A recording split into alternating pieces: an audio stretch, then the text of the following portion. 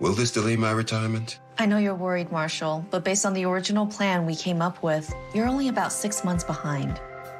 I thought it would be years, not months. You should feel good. Remember, you've got a plan. Thanks. With change comes questions. See the impact of your money decisions before you make them with RBC Wealth Plan.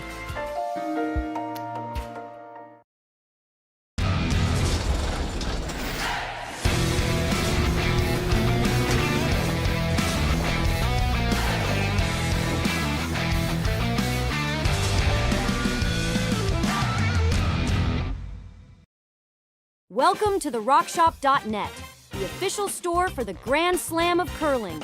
Whether you're looking for the best hats, stylish clothing, fun toys, or unique accessories, the Rock Shop has it all.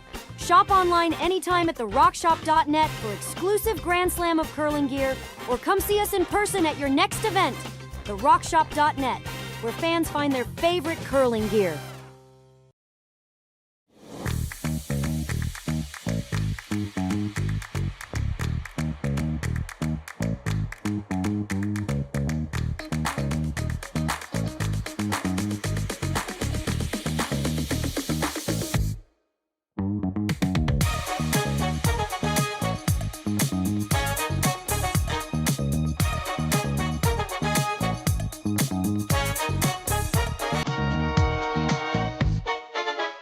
Hey Ben, what's the Aztec Safety online e-learning website again? Yeah, that would be aztecsafety.com. Fire extinguisher and firefighting, we'll send that one to Paul. Ah, now here's a course I should probably take. Conflict resolution. Power line safety. Yeah, I thought it might help me with my line calls. Did you know this Aztec website has over 100 safety courses? Jeez. Aztec Safety online course. Ground disturbance. Could have used that a few seconds ago.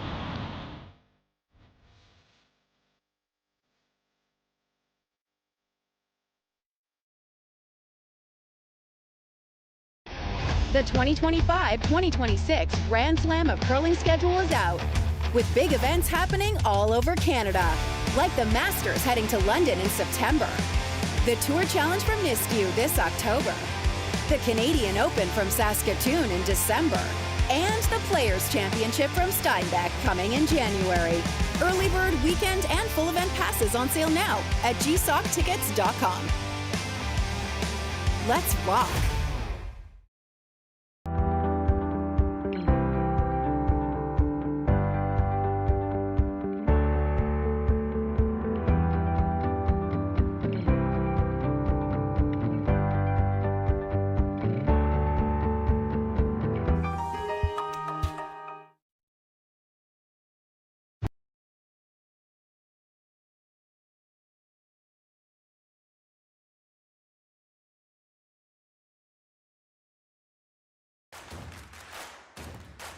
Imagine being able to stream every curling game from every sheet from any event, be it your Wednesday league game, bonspiel, or corporate event.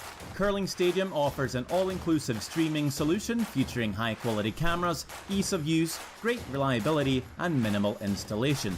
Offering your sponsors customizable ad space on your streamed curling games and being able to sell video packages to your corporate events for increased revenue. With Curling Stadium, you can stream to any device, be it your mobile phone, tablet, or computer. Push the feed to your desired platform, be it Facebook, YouTube, or any other social media. Curling Stadium is simply the way forward. Where it's commonplace in other sports to televise every game, we want to do the same. Curling is a global sport, and it's time it gets the coverage it needs. Make your curling club the next Curling Stadium. So with the impact to my business and income, will this delay my retirement? I know you're worried, Marshall, but based on the original plan we came up with, you're only about 6 months behind. I thought it would be years, not months. You should feel good. Remember, you've got a plan. Thanks. With change comes questions. See the impact of your money decisions before you make them with RBC Wealth Plan. Welcome to the RockShop.net, the official store for the Grand Slam of curling. Whether you're looking for the best hats, stylish clothing, fun toys, or unique accessories, the Rock Shop has it all. Shop online anytime at therockshop.net for exclusive Grand Slam of curling gear, or come see us in person at your next event. Therockshop.net, where fans find their favorite curling gear. For over 20 years, the Sandra Schmirler Foundation has granted more than $9 million to hospitals across Canada for life-saving equipment for premature and critically ill babies.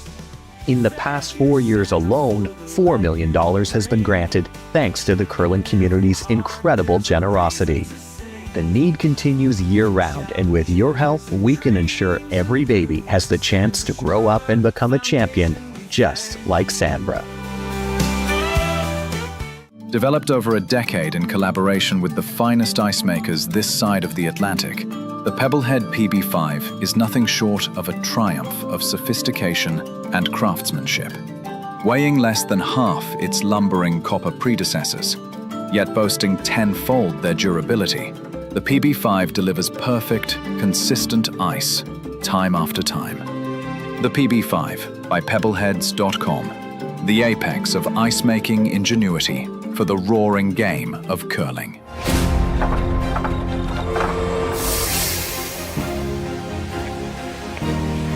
I have an idea.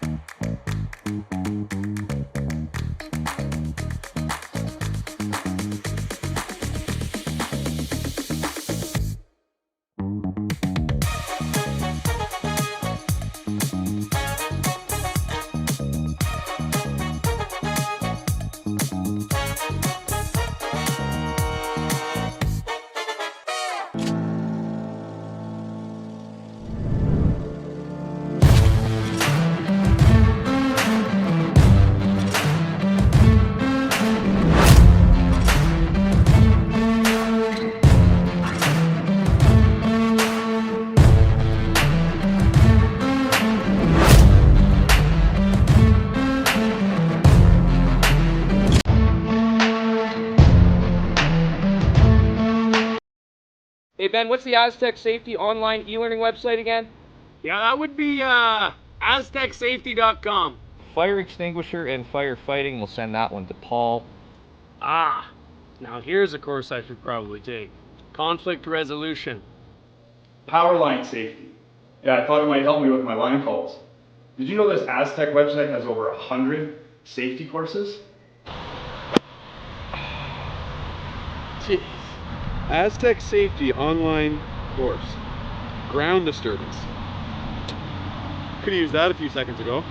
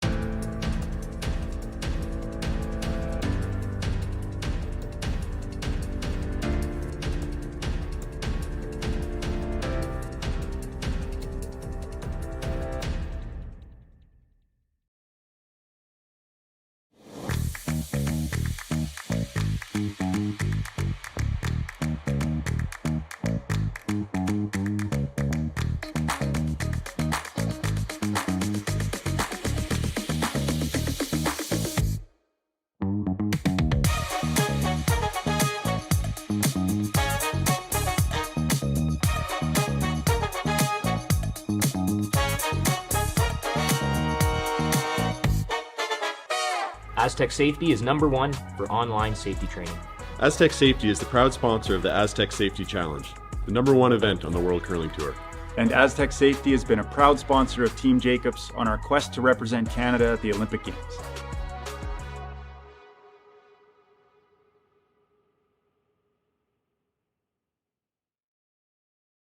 Welcome to the RockShop.net, the official store for the Grand Slam of Curling. Whether you're looking for the best hats, stylish clothing, fun toys, or unique accessories, the Rock Shop has it all. Shop online anytime at therockshop.net for exclusive Grand Slam of Curling gear, or come see us in person at your next event. Therockshop.net, where fans find their favorite curling gear. Good afternoon, everyone, and welcome to Curling Stadium's coverage of the Grand Slam of Curling Canadian Open Tier 2 Championship. I'm Jim Nix, and I will be the voice behind the mic for this one. We are in the men's quarterfinals. And tonight we've got Sam Mooibroek out of Whitby, Ontario, taking on Michael Brunner from Bern, Switzerland. Both teams at 3-1 in the round robin portion of the event. So neither one had to go through a tiebreaker, if I recall. 3-1 didn't get through any tiebreakers. There was 5 teams, I think, that were 3-1. They didn't have to go through the tiebreakers this morning, which were very tough. 3 of them to determine 3 tiebreakers, 6 teams trying to determine 3 spots.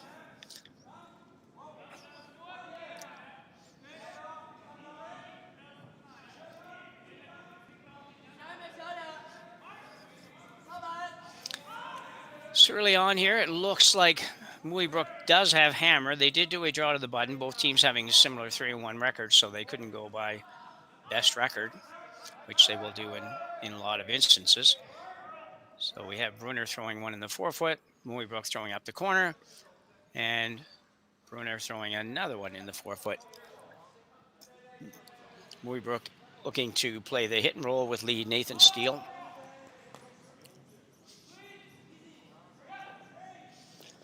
Roll behind the corner. And he's just going to get the one, I think. He will end up in front of that one. We're having a pretty good year and a half, or thereabouts. Not very old, this team. They're pretty young still, and they did compete in the Olympic trials in Nova Scotia. They lost the final of Sasktel Spiel, I think, to Mark Keane back a while ago. They won a Spiel in Brantford a while ago. Really an up-and-coming team that we will expect to see representing Ontario a lot over the next probably 10 years or more. And will be a definite threat. If they're able to keep it together as a team, they'll be a definite threat for the next round of Olympic trials in 4 years' time.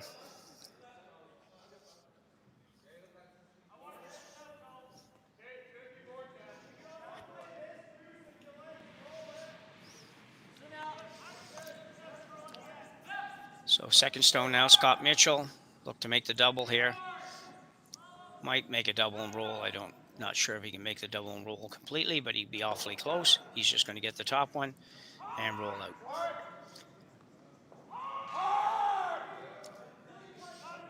So Brunner now actually going to peel the guard. Very interesting. Sitting with a rock on the button, basically. In a nothing first stand, you would expect it maybe not to be quite this defensive, but they got here somehow, and that might be how they got here. So 3-1 record. Whatever it took to get you here is what you better go with.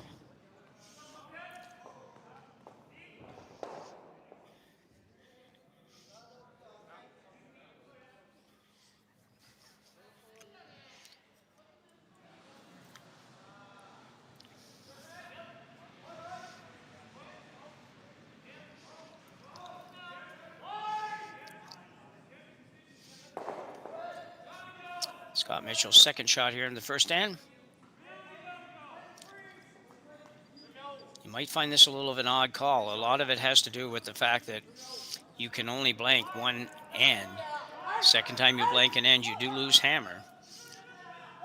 And Sam's looking at this and thinking this is a little bit scary here. It could very well lead to a situation where he has to hit and stay on his last rock, or go ahead and play the blank and give up the hammer. But not very many people are going to do that in the first end or two.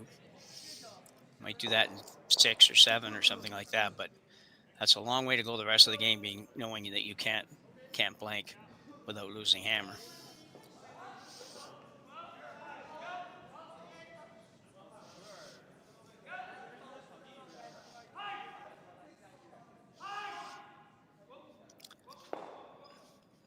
He'll pick that out. So Brunner now sitting 2. That was a very nice shot. There wasn't a lot of room to work there. So Mooibroek not going to go on defense here at all. He's just going to stay with this, play the freeze. 4 rocks to come.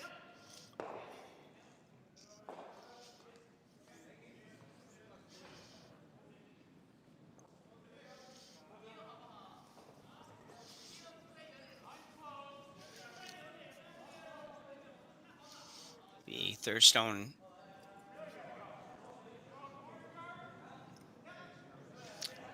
Ryan Whitby, or Weeb, I guess is probably how he pronounces that.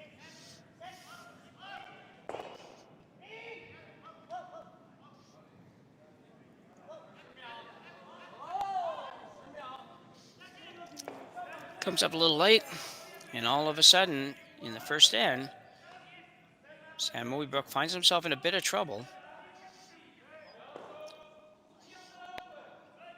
Going to go right in here. Interesting call. He could come just to the 12-foot and play, maybe tuck a corner behind the yellow and more or less guard the rock on the button.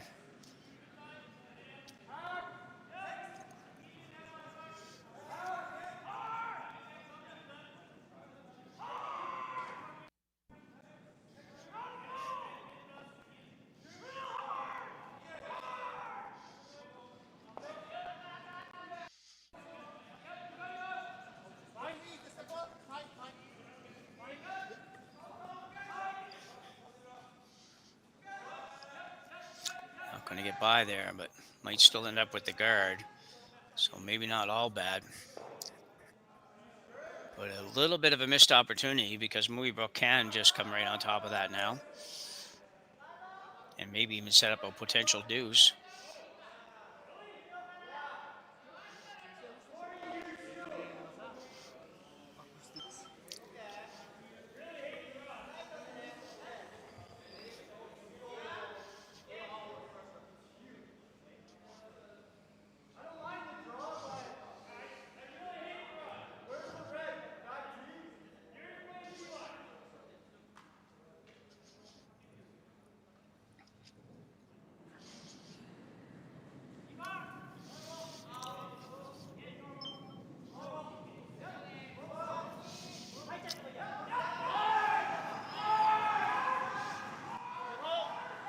So Anthony Patau, not 100% sure I've got the pronunciation right on that.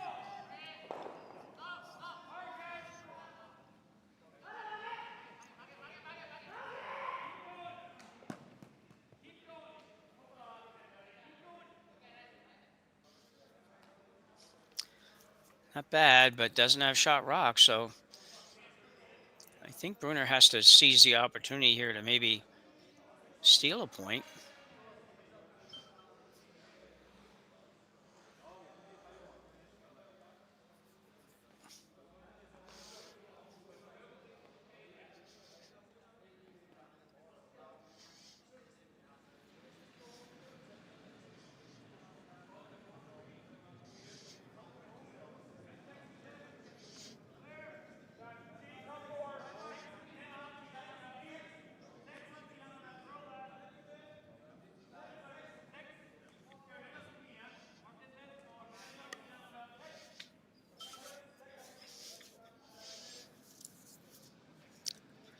Coming right in, kind of corner freeze of yellow.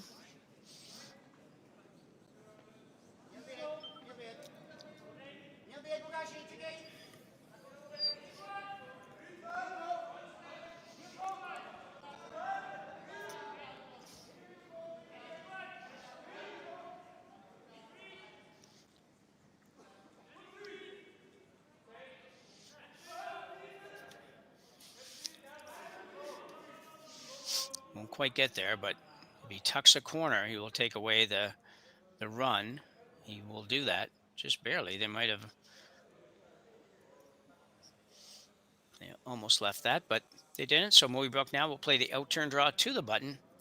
Probably has to move the red a little bit to get shot rock, but not very much. But it's not a lot of circle to draw to in the first end. Not a lot of circle to draw to in any end, but particularly in the first end. As we said, we are watching men's quarterfinal action here at the Grand Slam of Curling Canadian Open Tier 2 event in Martensville, Saskatchewan.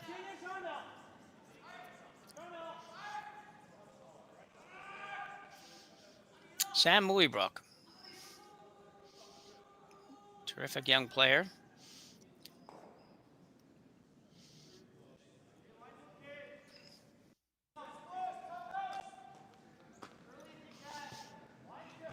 Speed's been good here all week. We've been in the neighborhood of 15.5 for hog-to-hog time, which is good.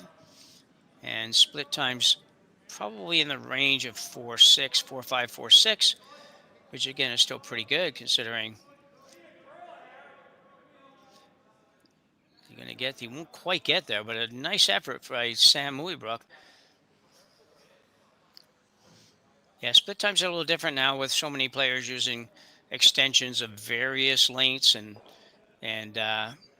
force, I guess would be the way to put that.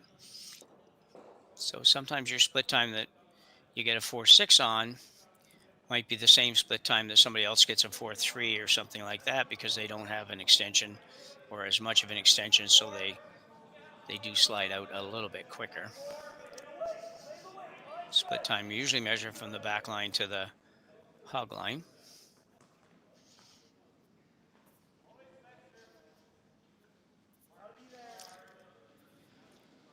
So this should be just a straight guard. He might be trying to get a little bit to the inside of the yellow, although I'm not sure that I see a massive advantage of that. He doesn't want to allow access to that yellow one, obviously, because it could be for 2 or more, depending. I think I would like to put this just outside the rings, probably above the, let's say, maybe above the A in National.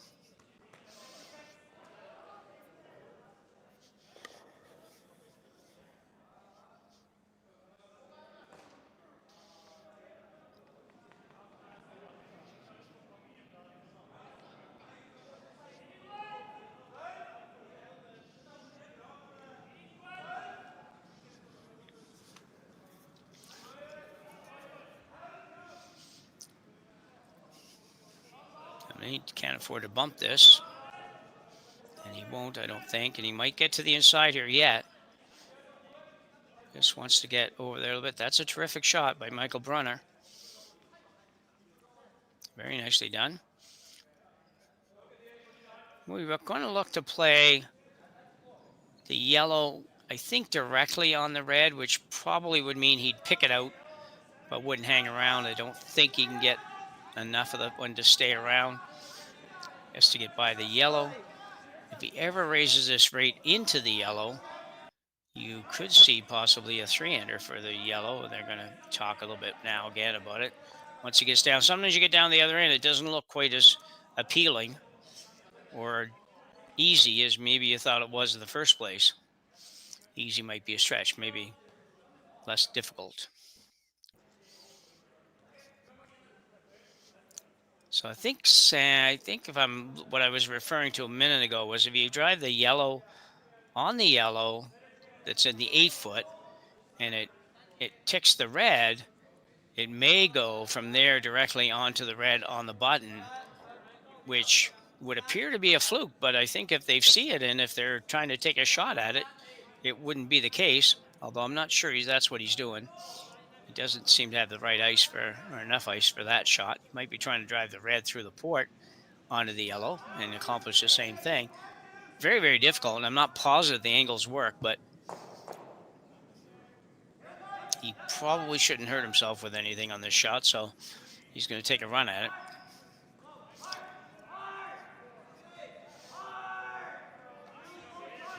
So I guess he threw an out turn. He surprised me a little bit. I thought he was going in turn. And look at that. Holy cow, what a shot by Sam Mooibroek. And not only that, it stayed for 2. And I'm sure that Michael Brunner never saw that happening. I didn't think he could make that shot and stay for 2. See, the sweeper's gone very well called. Not an easy shot to call. Not sure on why the out turn. I think just get the right rotation on the yellow rock after it hits, so it's going on the in turn rotation. And Skinny's by the top one, makes it perfect and stays. I think I wouldn't have been shocked to see him make it. I'm shocked to see it stay. So a great shot by Sam Mooibroek here to finish off the first end. We'll go to break and be back in just a minute. Brett, come on, man. I know Aztec's #1 for online safety training, but we really should be out here practicing. I know, guys. I'll be right there. Just let me finish this course on gas detection. Wait. Do you smell that?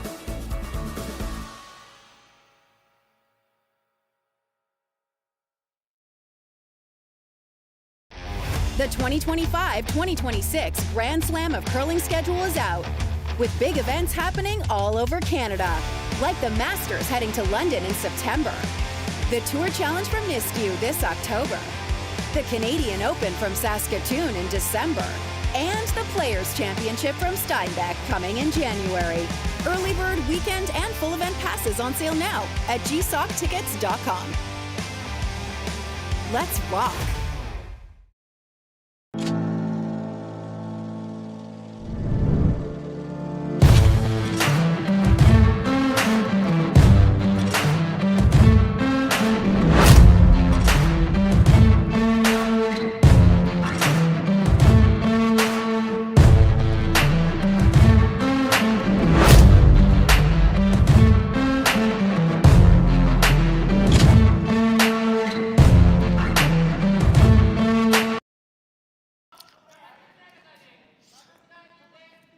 Mooibroek with a 2 in the first end, and we're going to take one final look at that last shot by Sam Mooibroek to score 2. You're going to see it here. He's going to throw the out turn across the face of the yellow stone on the right as you look at it on the overhead.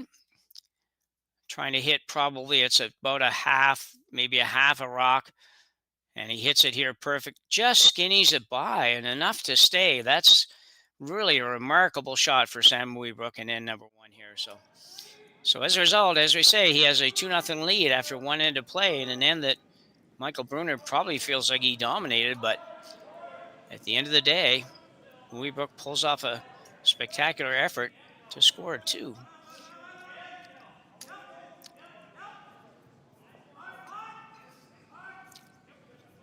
Trying to get a piece of the center line, he will.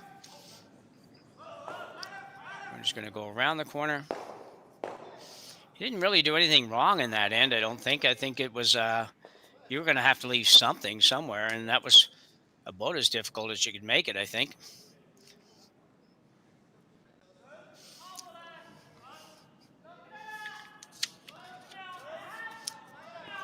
Lead Andreas Gerlach.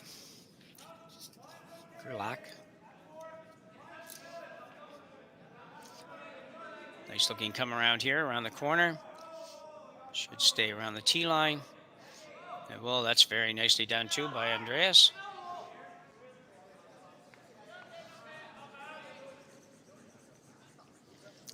We're going to follow it down. He can touch that red rock that's out there if it ever gets over there. He just can't remove it from play. It's still in the free guard zone.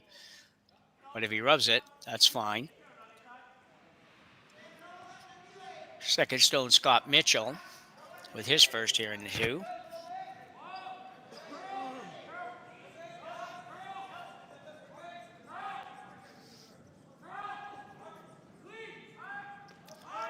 Trying to get it over there. And I think he'll get enough to get it out. He will. Shooter probably going out or close to being out the back, but maybe not quite all the way. And it won't be, but that should be okay. It's way at the back.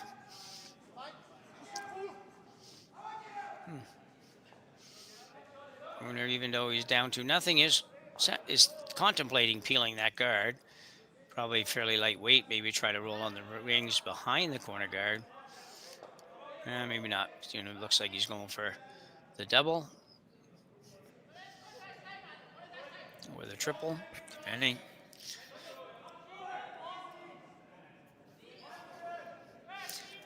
Does have one corner to work with, but that could disappear after this shot. So it would be nice if he could make this and hang around somewhere between the center and the corner.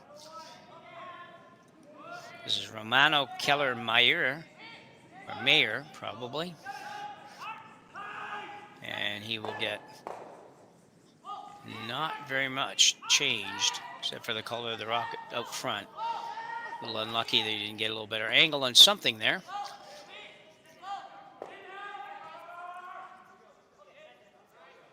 And we'll now get rid of the corner.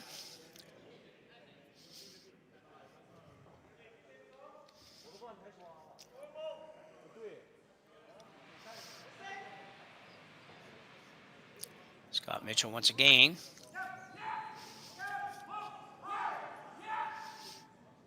Get that, no problem.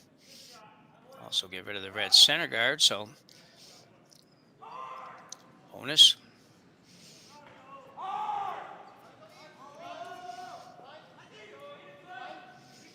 I think Brunner has to, I was going to say he has to play a draw, but I don't think he's really playing a draw. I think it maybe, it's a little bit hard to tell because they're not really very animated in their movements, and we don't have mics on the players, so we don't know what they're saying.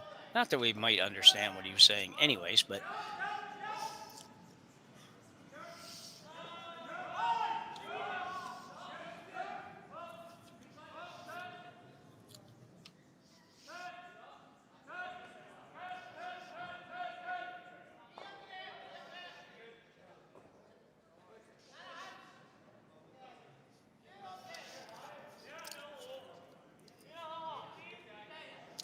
Brunner with a one red one in here now, at least, but we're playing the run back with Ryan Wiebe. Ryan, like all these young guys, could throw it up there pretty quick. It'd take virtually all of the curl out of it. Actually, sometimes they put a little bit of a we would call a negative ice situation on it, or at least a situation where the rock will back up somewhat.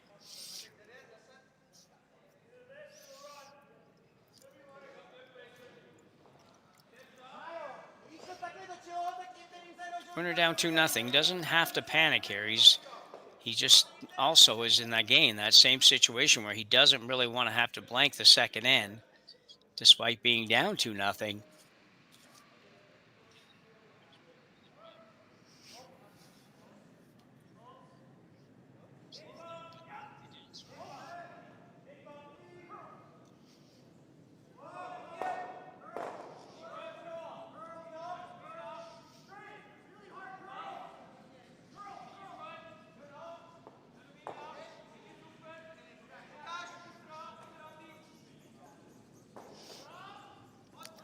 Right around to the back one. It's a very nice shot. It doesn't overcurl. Overcurled a little bit, but still a very nice shot.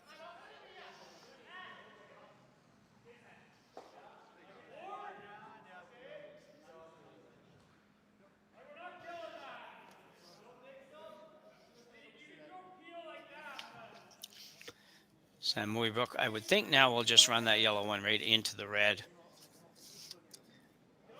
You'd hate to lose it by mistake, but he might draw.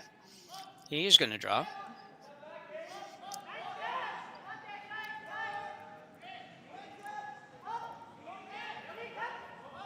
A little bit surprised by that, but he really wasn't. He wouldn't mind forcing Brunner into using his last rock to take one. So basically forcing, but it doesn't have to be the same kind of force that we would normally say. Could be easily just be forced by having a single rock in the rings, and early enough in the game that nobody wants to blank the end and lose their advantage of being able to blank later. So it doesn't take as much to force the other team right now, but Ryan Wiebe trying to get to the back one. Don't know if he's going to get there. These guys can take it a long way, but can he get all the way back there? Not so sure. He will not. Actually, he's probably fortunate he didn't get another maybe 6-8 inches of distance, because then this double might be that little bit easier to make and stay.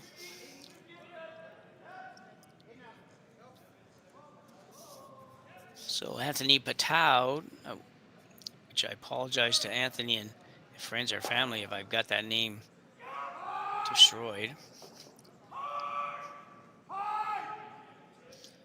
His final rocking in number 2.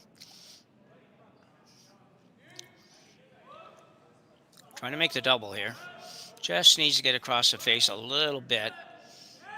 Not much. That should probably do it.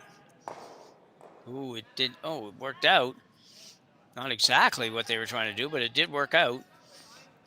So Brunner sitting 2 now. Straight back double for Mooibroek, though. But still, couldn't do much better.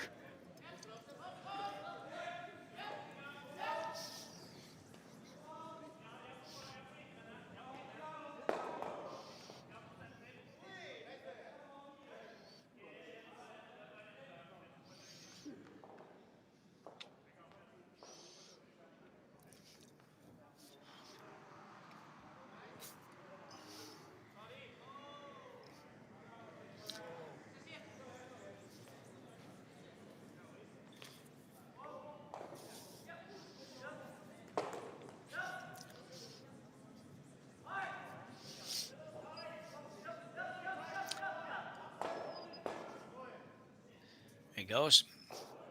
Good shot by Sam Mooibroek, and not only that, it spreads the 2 rocks about as far apart as you can humanly have them. But it also is behind the tee line and somewhat behind the corner guard, so you have an opportunity here. If you can make it really good. Just tell you while we're going here that our other game that has actual broadcasting commentary with it tonight is another one of the 4 men's quarterfinals. That would be game between Mark Keane and Yamaguchi, and that game is early on, obviously, same as we are. It's just a 1-0 score right now for Keane, I believe. Yeah, 1-0 score for Mark Keane early. Get you the other scores as we go along, and remind you again that for this event, for the Tier 1 event, for anything going on pretty much in the curling world, drop into www.curlingzone.com and you will find all of the scores for, as I said, virtually every event of any note at all. And that doesn't mean it has to be like a big money anything. It just has to be a spiel that has some teams and has people that are willing to help out with entering scores, that sort of thing. So just going to sneak this one by. I think he won't. Well, a little miss on the sweep call on that shot. Brunner might not be real happy with that one. They did go on it. They just maybe were just a touch late rather, and he might have actually been a touch light as well. So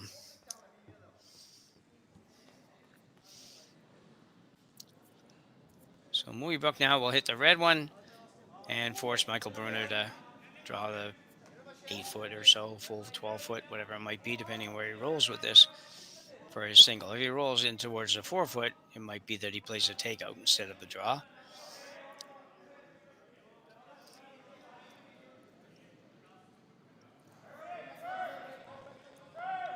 Sam Mooibroek, as I said before, from Whitby, Ontario, not too far outside of Toronto. And that works out pretty good. Expect Brunner to play a draw here. And he will. He really doesn't need much better than full 12-foot. But sometimes that full 12-foot is hard to find. So for Michael Brunner, let's hope he's got a feel for the draw weight early here and makes this without too much trouble. As he's already down 2-0. You certainly don't want to give up one. And the situation here is if you're either probably going to score 1 or you're going to give up 3, because those 3 rocks are all within a couple of inches of being the same distance from the center. So Michael Brunner, Out of Bern, Switzerland, the draw to the 12-foot for 1 here in end number 2. And tighten this game up. Doesn't have any backing.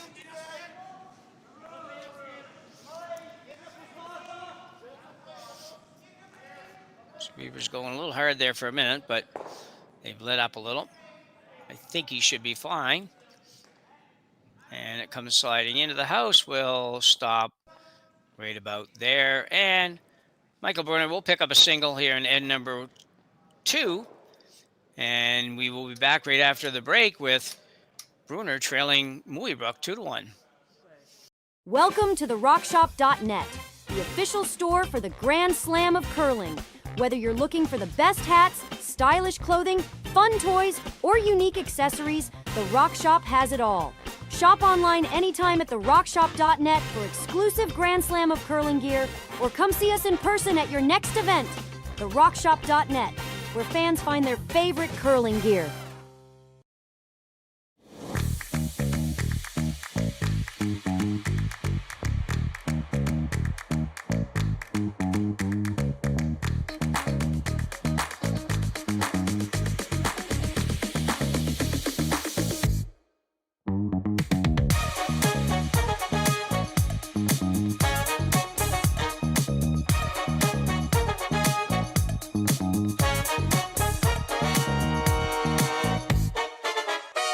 Developed over a decade in collaboration with the finest ice makers this side of the Atlantic, the Pebblehead PB5 is nothing short of a triumph of sophistication and craftsmanship.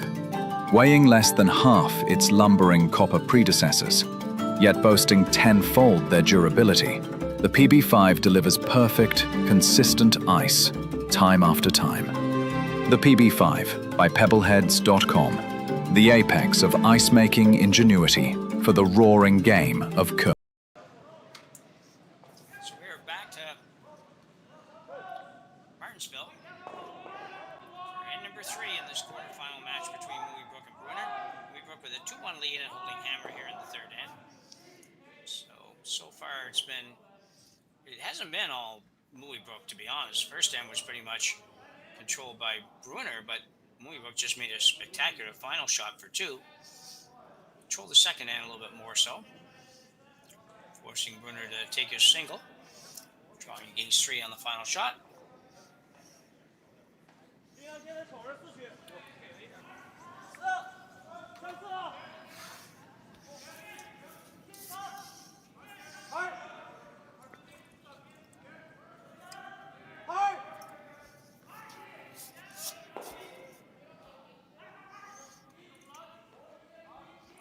Around here, he's got the one guard up early enough in the game, and he's not trailing by so many that he has to panic. A bit of panic. Let's change the wording on that, so he doesn't have to get ultra aggressive in attempting to steal, especially with the first one ending in a pretty good place. Shoot.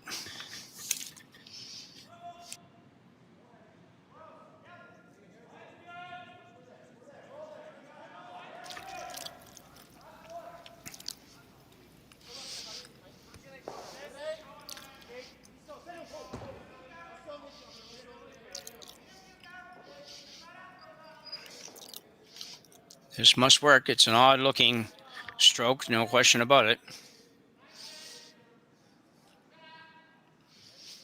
And it will slide too far. Brunner will now draw right to the pin, or he will ask Romano Keller Meyer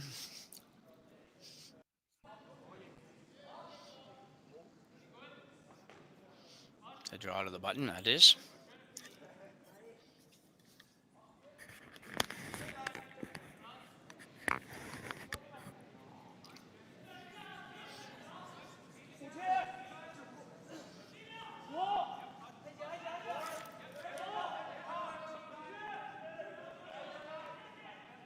Very nice shot there by Romano.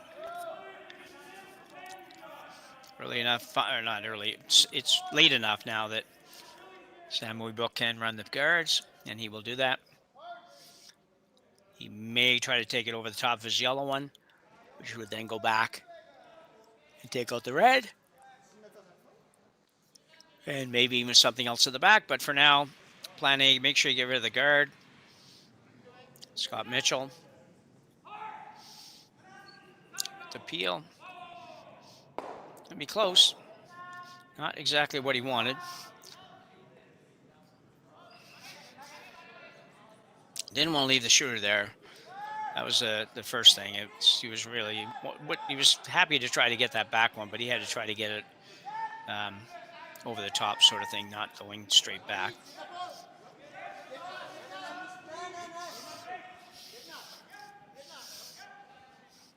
So it looks like they'll throw another rock in, probably right around the yellow, full 12 foot probably. I don't think he's looking to get second shot or third shot, I guess, here.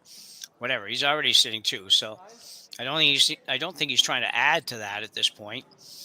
Just wants to get a decent guard up there, which would be a good start because he needs to steal a single somewhere to kind of get back on even footing with Mooibroek. He's got to curl a fair bit. Don't know if it's quite got the weight. Not bad. Actually, it's got enough weight. Pretty good. Got enough behind the guard, I think, that it's not going to cause any problems other than when Sam runs this back into it, which he may well be doing. Could be a lot of rocks moved, but that was going to be the case no matter what. So Scott Mitchell again. Like to hit this. He could hit this just a hair off a nose. It would be pretty good, I think. There you go.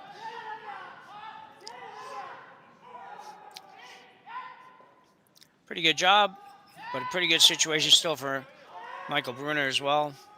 Only halfway through this end, though, so he's going to have to make these guards pretty frequently from now to the end of this end.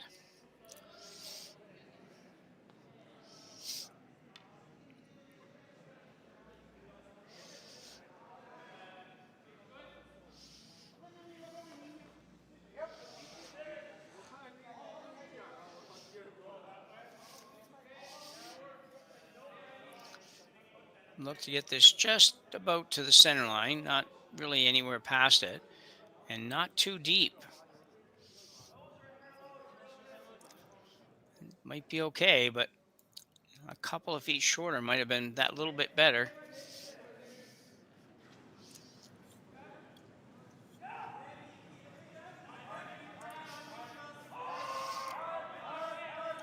Could give it all the reds here.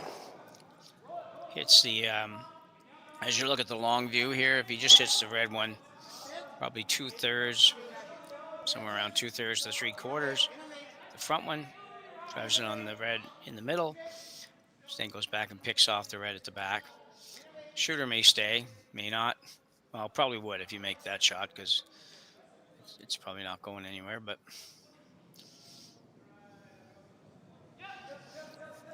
Ryan Weeb with a rocket, and he will get,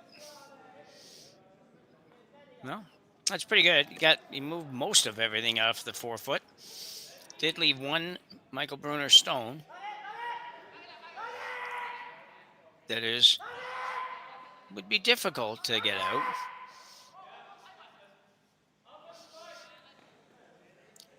Looks like he's going to throw the guard on the red stone, which basically the same thing as guarding the yellow, or very close, maybe not quite.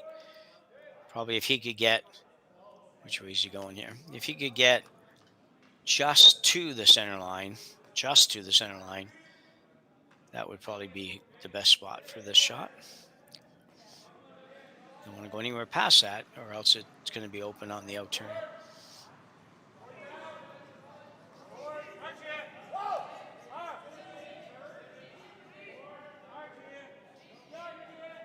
And that's pretty good.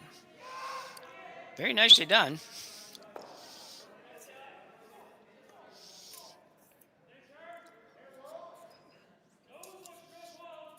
Pretty even match so far. Looks like Sam's going to play the double run again. They're close enough together that there is some logic in this.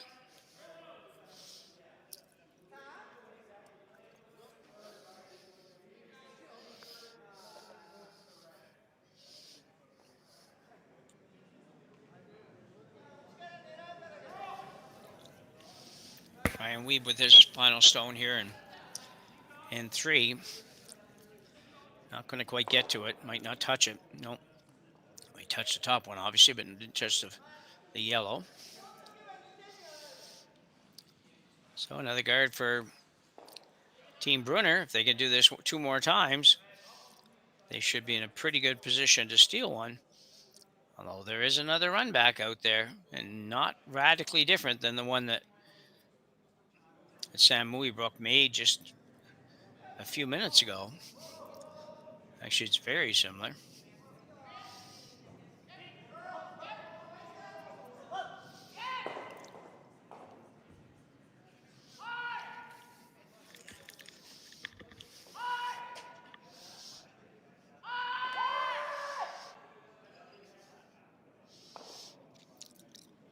Michael Brunner is first here in 3. Trying to guard the red, or guard the yellow. Ultimately guard the red, but do so by guarding the yellow right now.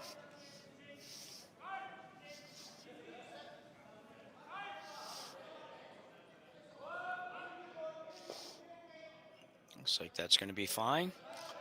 And it will. There's a decent amount of distance between those two now if they were to go after them. Looks like Mooibroek might not choose to go after them. They are talking about it, but I think he's looking at the outturn draw.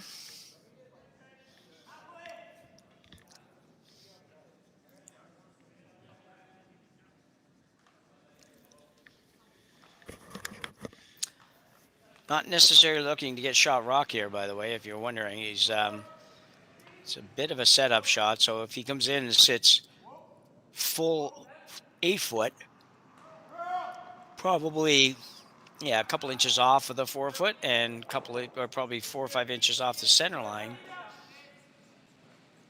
would be an opportunity to maybe run that into it on the next shot for a multiple score. So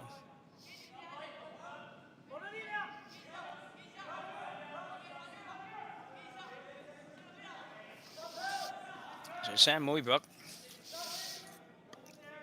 first looking to place this rock in the 8 foot. It's really a setup shot.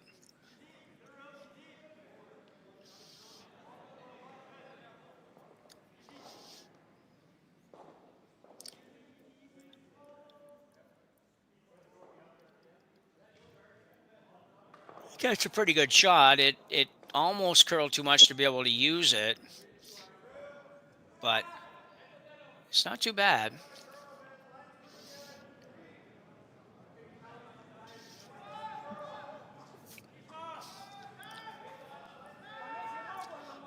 So Brunner trying to figure out where to go here. Only 1 rock each to come. I would not disagree with the idea of throwing one where his broom is on the outturn side. Looks like that's what they're going to do. You just have to make sure you don't leave this a little bit short of the red, where he can either make a in-off double or a slash double, whatever kind of double you want, because the double would be for a 2 or a 3, depending on how many rocks you eliminated.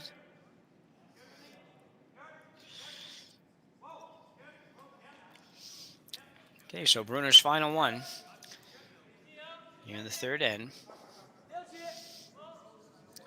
Looking to mostly protect this red, to be honest, but he's sort of hopefully not getting caught in between 2 shots, because he's also thinking in his mind, I'm sure at some point, that it's like, you know what, we're set pretty good here. Like, we don't have to do much. And you're right, if all you want to do is force them to take one.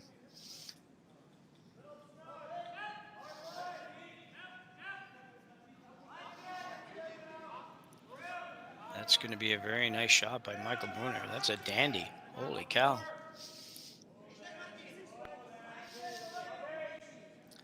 Mooibroek probably going to give up one here.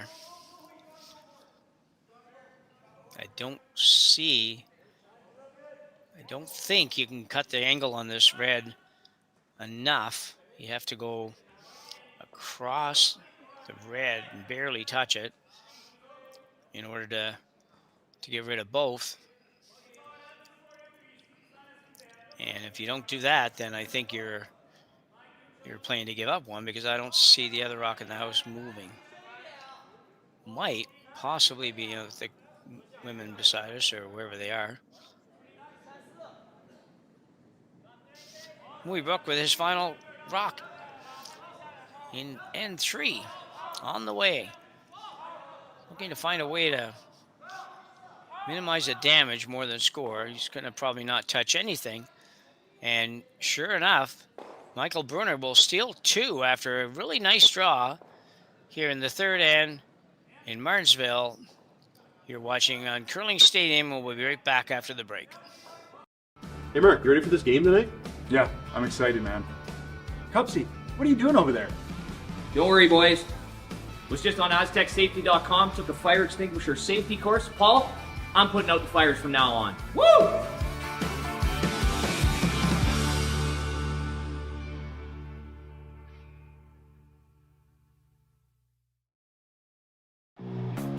Who knew after 20 years in real estate I'd have to make silly videos for Instagram and come out behind a tree? Stu, we need to do this stuff. Why can't I just door knock into open houses like I did in the old days? That doesn't work anymore. Okay, so it's because I'm sitting here behind a tree. Come use us for real estate.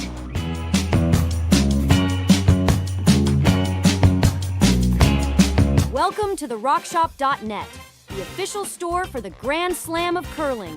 Whether you're looking for the best hats, stylish clothing, fun toys, or unique accessories, The Rock Shop has it all.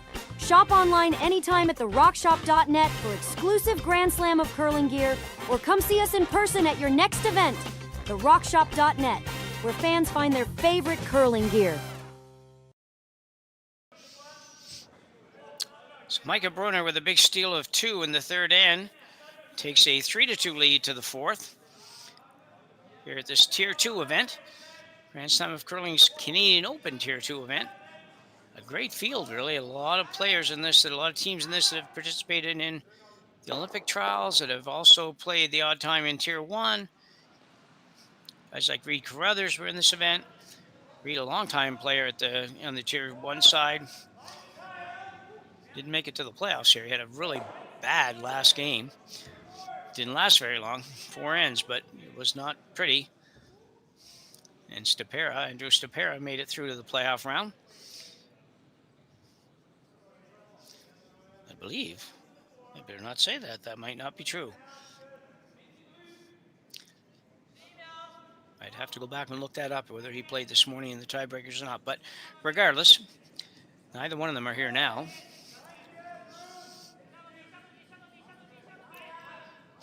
Lead Andreas Gerlach.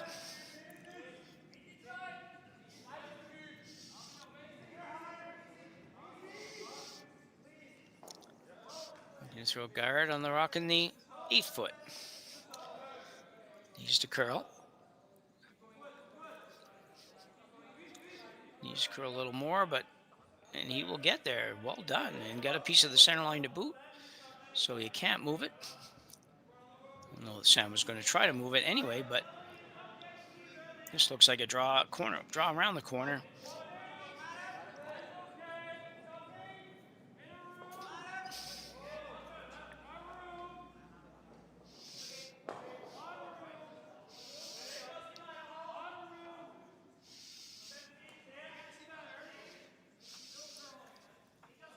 This looks like a pretty nice shot coming in here. And it will curl enough to get behind the guard. Very well done.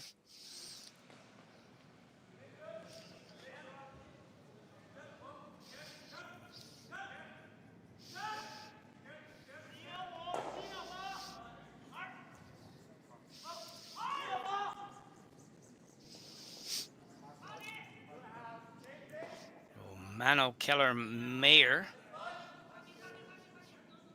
I'd like to know how to say that too. It's not that hard, but it looks like it's either Mayer or Meyer. I'm not sure which. Throwing up a second guard, a higher one this time.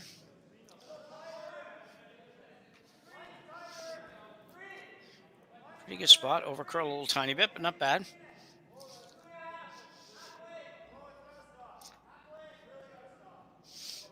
And one problem with it did expose that one, so it does give Mooibroek a chance to play the middle one. Maybe even roll on the rings, but certainly roll over and make that corner just that much better.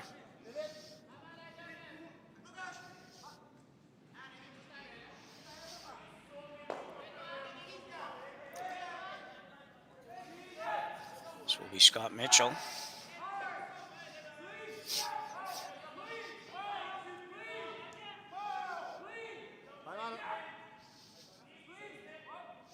Gets by, bumps it out, maybe.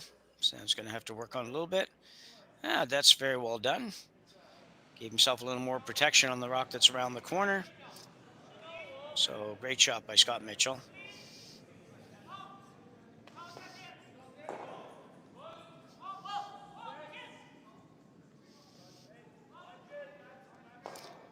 We're now thinking about what he wants to do.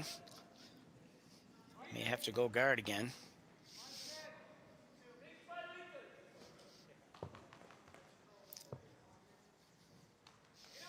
Be difficult to do anything with that stuff on the corner, but it looks like he's going to go after it. This could end up with a not good situation, but he will pick it thin, avoid his own, but I don't know if that was the greatest shot call or not, but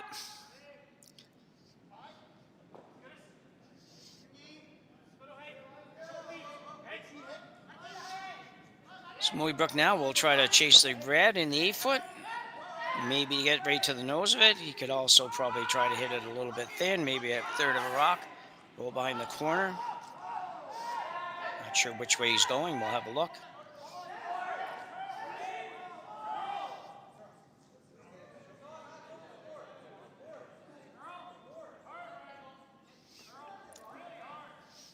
Looks like he's trying to get to the corner, but mostly trying to get to the rock right now. Not going to quite get it, and it will roll out. So needed to get a little more of that than that one, that's for sure.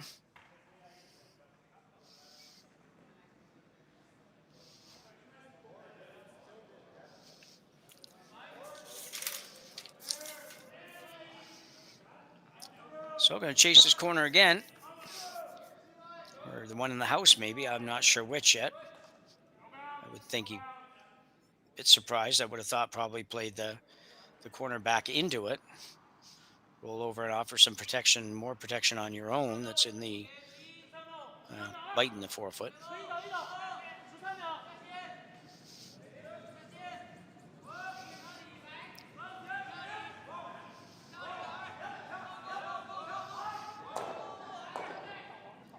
Looks like he's going to get this and probably take his own. No, he missed it again.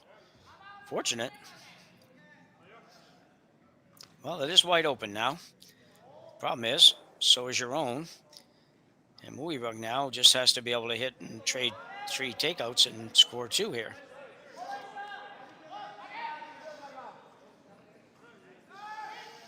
I think Brunner had him in a little bit more trouble than that if he had wanted to go for it, but wasn't comfortable, so that's fine as well.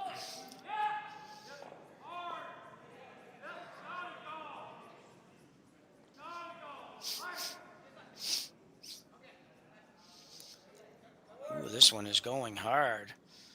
I don't know he's going to touch it, and he is not. Ryan Weeb is going to slide right by.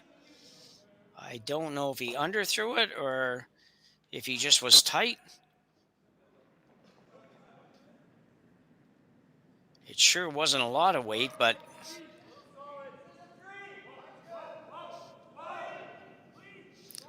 maybe a little bit of miscommunication on what weight that Sam wanted. But either way, he misses it, and now Brunner has a chance to force Mooibroek into taking one in this end. This is quite a change around the space of about 2 shots.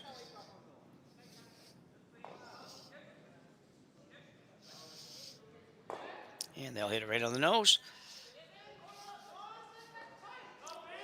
Mooibroek might ignore this. And he will. Very aggressive call. Now he's trying to get his 2. He doesn't mind throwing against a couple on his last shot to do it, but a lot of people would be hesitant to do this, but I applaud him for it. He understands the rules, understands he doesn't want to blank, so he's going to go hard to get his deuce here in the 4th end.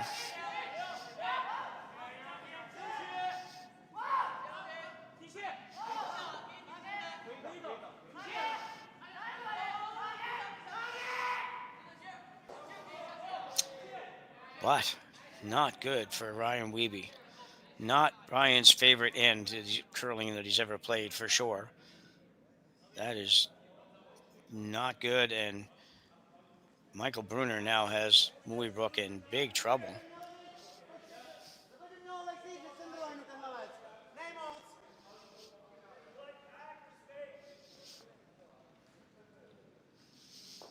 So he'll be the in-turn draw. Try to get into basically the bite, the top of the 4-foot, I would say, would be the distance.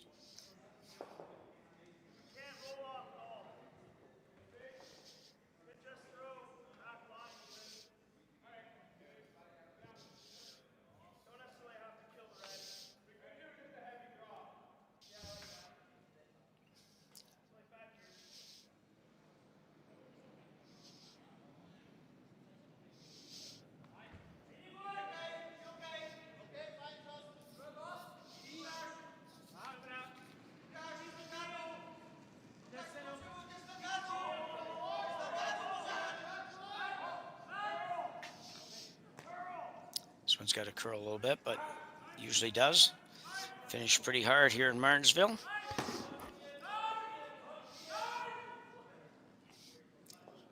Not going to quite get to where he wanted to go, but not bad either. It's a nice weight. Brunner seems to have a pretty good handle on the draw weight here tonight, or today. It is tonight where I am.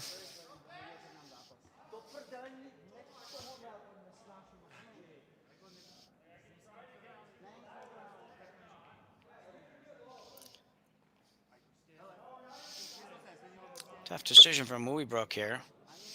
Looking this over. Could go in-turn through the hole, although the stagger doesn't fit well for that. Could go out-turn draw through the hole. A little rub, maybe. Or could come all the way around on the in-turn. Or the out-turn. Could come around on the out-turn, I think, and get shot rock.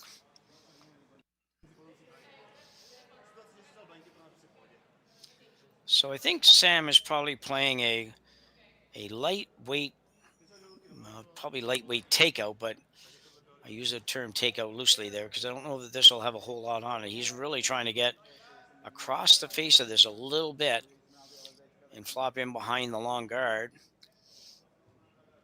I believe that's the shot call. I don't know what else he'd be doing here otherwise.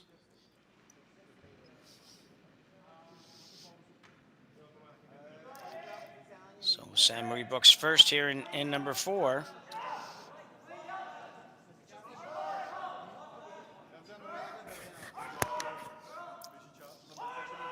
Try to carve it over a little bit here. Still going to have to go a little more to get it over there. Not quite, but a good effort. You can see Sam wasn't going to overthrow that. He just wanted to have enough weight to make sure that it would move enough if he could get to where he wanted to get. Just couldn't quite get there.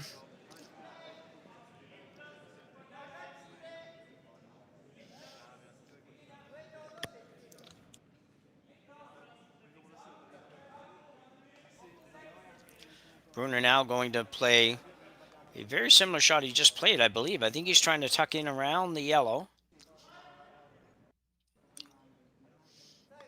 Even full 4-foot around the yellow is fine, as long as he gets a little bit of curl. And Sam Mooibroek will have a tough shot. He's probably going to have to play a little bump on his own when this is done. assuming it's still there. I think it will be. I don't think you can do both. I don't think you can come around it and also make the bump difficult. It's already probably going to be difficult, making it real more difficult.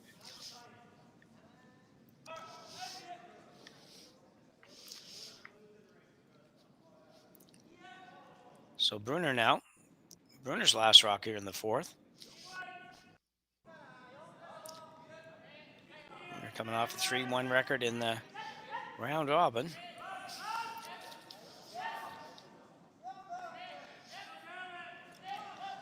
This one's got to curl a mile and maybe slow down as well. No, speed's probably not too bad. No, he's going to have number 2, so not terrible by any means. Could have just made it a little tougher by getting a little bit more curls, all. He's just a little nervous of making contact with the yellow. I'm not sure, but he sure had plenty of real estate to be able to make that shot. Having said that, once again, perfect weight.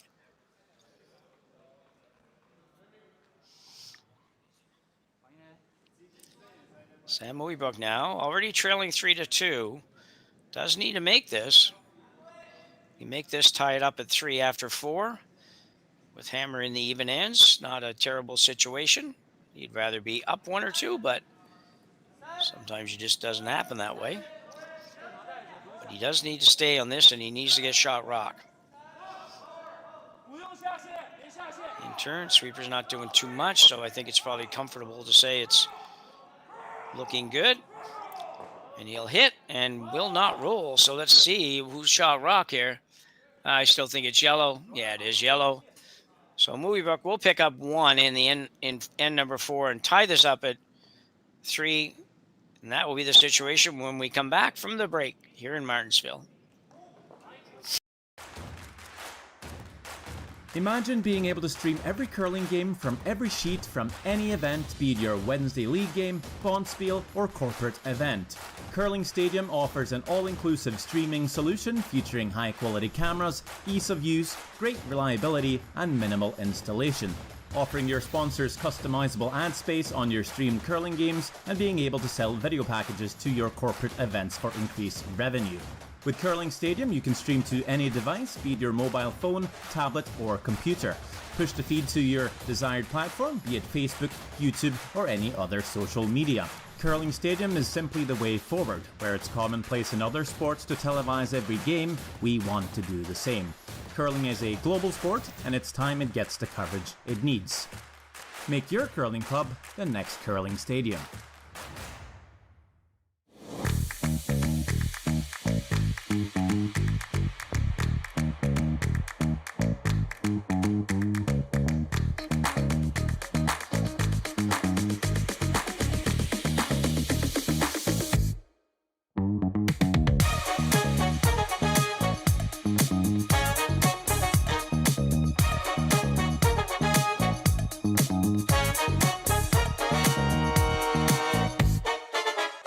Hey Ben, what's the Aztec Safety online e-learning website again?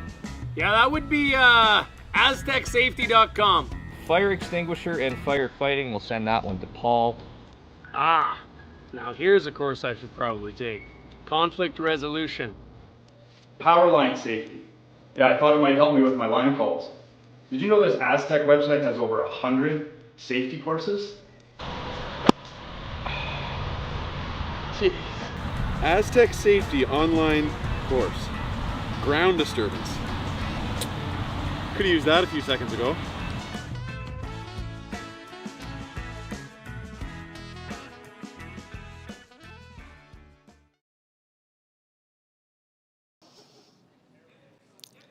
So with the teams opting not to bother taking in a little extended break that they are allowed to have here, we are back on track in end number 5 in a tie game between Mooibroek and Brunner. Brunner having hammer here in the 5th.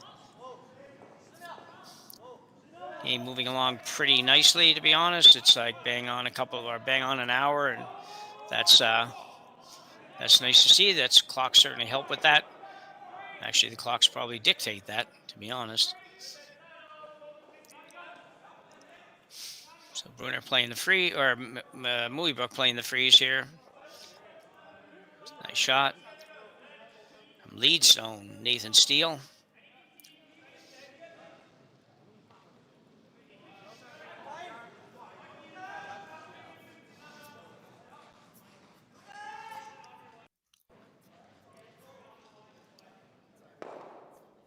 Looks like Brunner making some kind of a play on this yellow rock.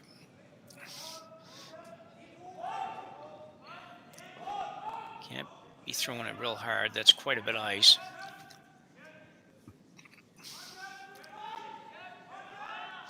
Should be okay for line, I think.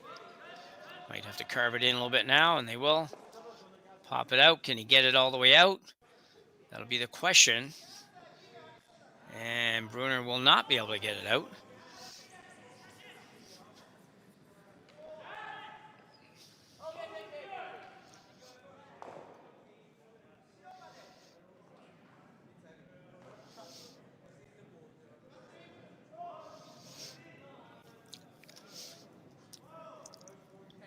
Mooibroek going after the red one this time.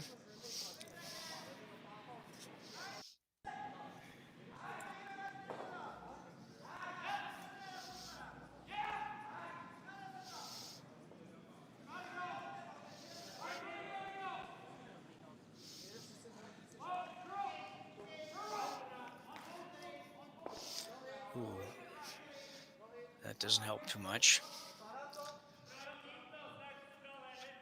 Especially without hammer, he moves it off the center.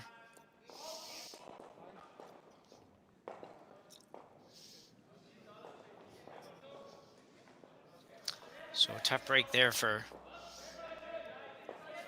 Mooibroek lead, or second Scott Mitchell.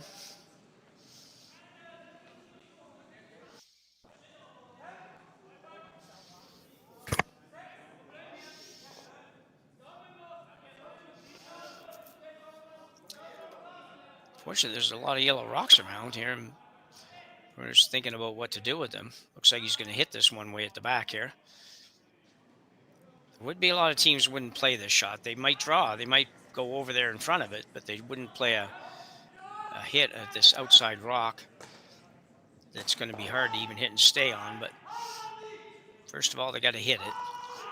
Looks like they will make contact. Will it hang around? A little bit doubtful. And Sam Mooibroek trying to get it out. Doesn't quite get there. So those two rocks are probably relatively close. Hard to tell there with the way the scoreboard bar, or whatever that's called, goes across. But we'll worry about it later. We got 5 or 6 rocks to come. Good chance it's going to change before we get there. But for now, Scott Mitchell will hit the red in the house.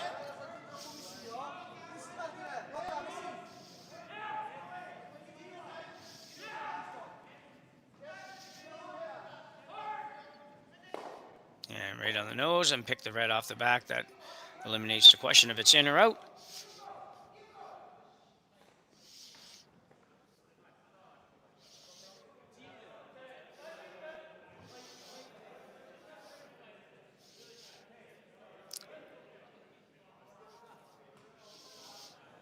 There was some interesting strategy here, I will say. Going after the rock out in the 12-foot again. We'll try to roll on, maybe even fairly close to the yellow that's in the 8-foot. It's a good shot.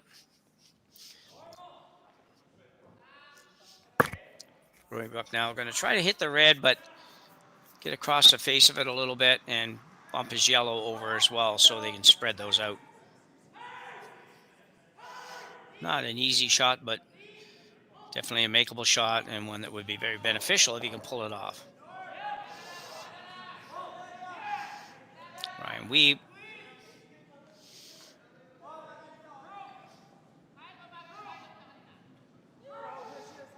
Sticks the red, bumps the yellow, just doesn't move it very far.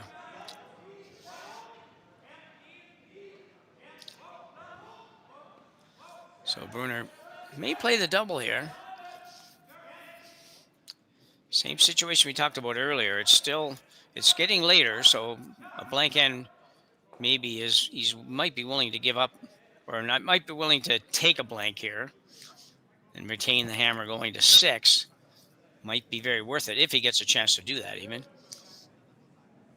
For now, we've got the interim peel weight shot as he tries to get rid of both yellows. He can do it a couple of ways, hit this really thin, and he will. Jams on the back, but gets everything going. I'd like to hit that a little bit thinner, if anything. Save the shooter. But generally speaking, a good shot.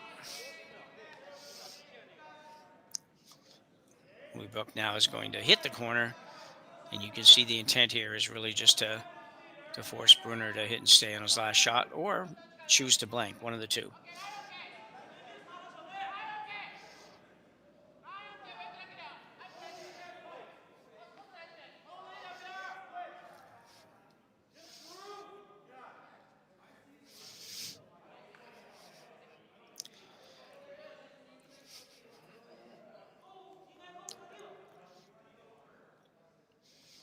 Normally you wouldn't be real excited about having the opposition have a chance, or maybe playing a split here.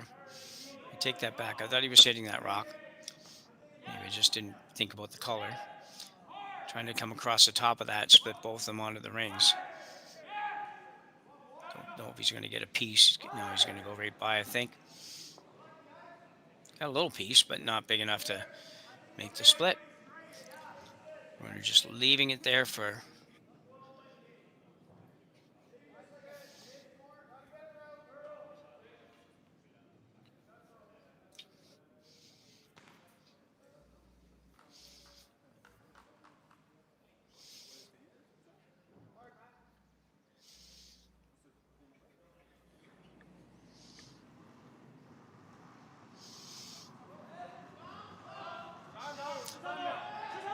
third stone, Anthony Patel.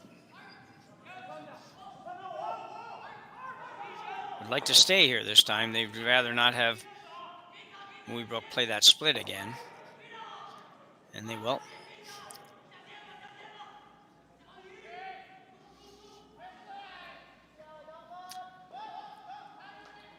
So 4 rocks to come, and in number 5.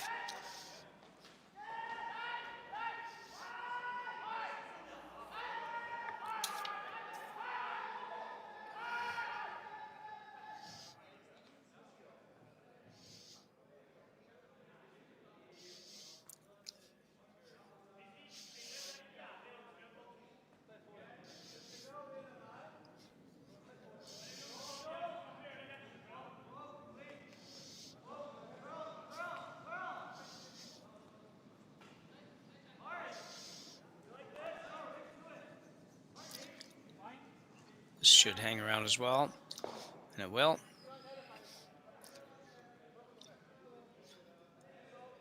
Same shot. You know, with the scores of all the quarterfinal games here, we have 4 dandies going on, and we'll give you the score update here just in a minute. Remind you too, as we always do, that all of the scores are available on Curling Zone. Not only for this event, but the Tier 1 event and almost any curling event of any note at all going around the world. We'll have the scores posted on Curling Zone, and generally speaking, right up to date. So you can use that as a great resource. You can see what's going on, what's coming up, who's played, past winners, all kinds of stuff like that. So Michael Brunner now looking to just hit and stay right there. And he will.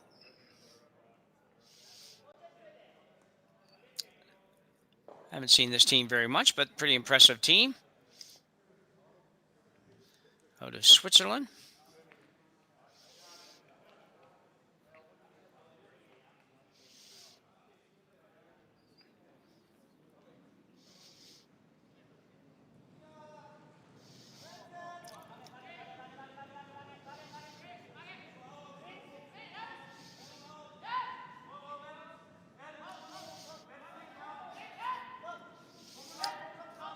Sam Mooibroek now. Just hit and stay right there. Force Michael Brunner to make a decision.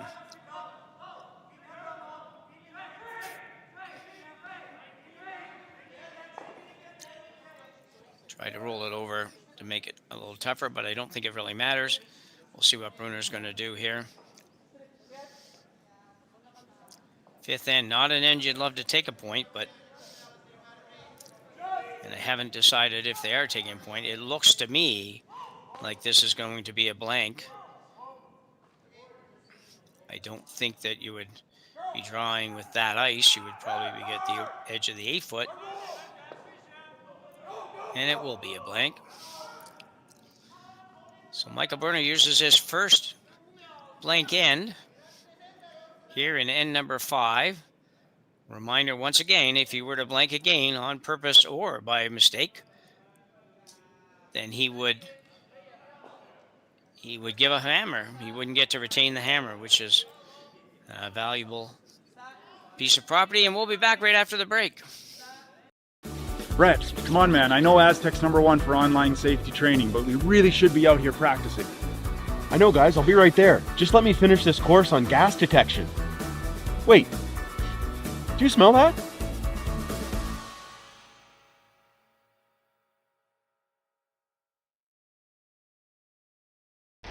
The 2025-2026 Grand Slam of Curling schedule is out, with big events happening all over Canada, like the Masters heading to London in September, the Tour Challenge from Nisku this October, the Canadian Open from Saskatchewan in December, and the Players' Championship from Steinbeck coming in January. Early bird weekend and full event passes on sale now at gsoctickets.com. Let's rock!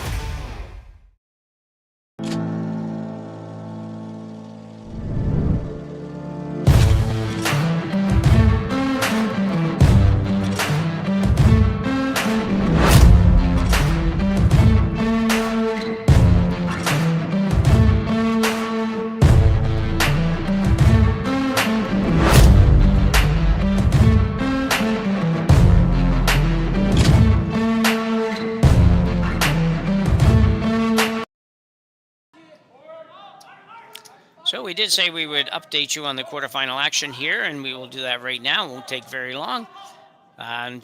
Over on sheet 1, Lucas Klima and Chao Ming Zhu from China are 3-2. Klima leading with hammer, playing the 4th. All these games are a little bit behind our game. Our game, as we know, 3-3 and playing the 6.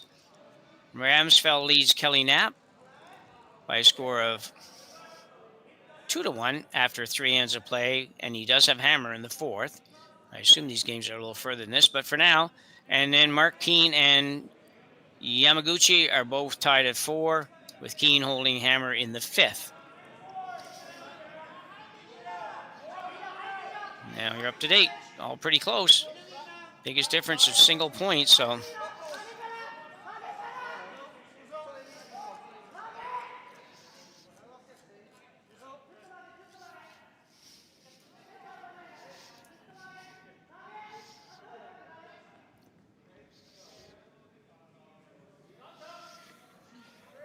Got some guards up, though. Got some action starting here in end number 6. Brunner knows he cannot blank this end. Well, we assume he knows, and I'm sure he does. We did have a team that blanked an end earlier in the competition. Just forgot about the rules, but...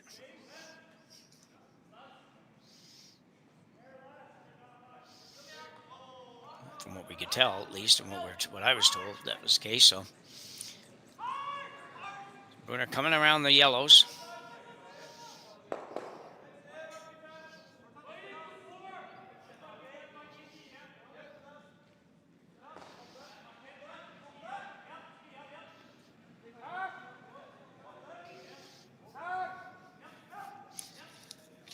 Lead stone, Nathan Steele. Oh, no, sorry. We're up to second stone, Scott Mitchell.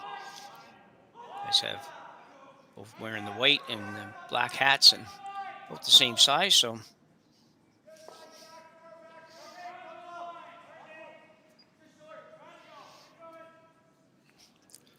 Coming down to the red, trying to get right to the top, although he looks pretty short. Quite light. Got another guard, but it's already a little messy.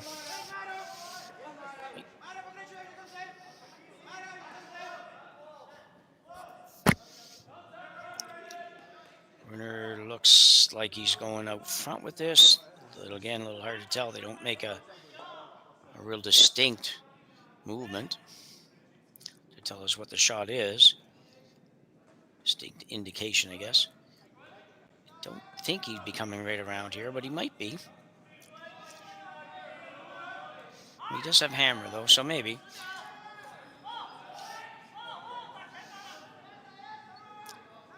Make sure you don't leave it just above the red. It looks like it's going past the red. Quite a bit past the red. Mooibroek taking it back a little bit.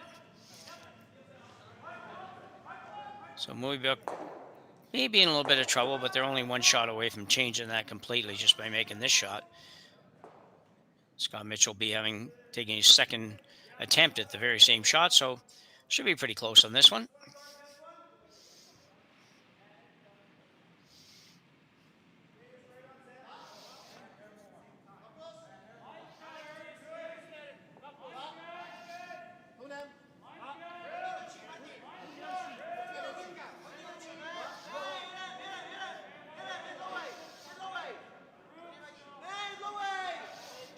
Needs to curl a little bit. I guess it needs to curl a lot. Going to go right around that one to the back one. Not going to quite get there, but not very happy. Worst thing is just where it ended up. It didn't, even if it had ducked in there a little bit, would have been better. Mana, Keller, Meyer gone down to have a look, as are the rest of the squad. Brunner does have hammer, and it's a little bit convoluted around the center of the sheet, a little more so than you like to see when you have hammer, but so far it's all favoring the Swiss team.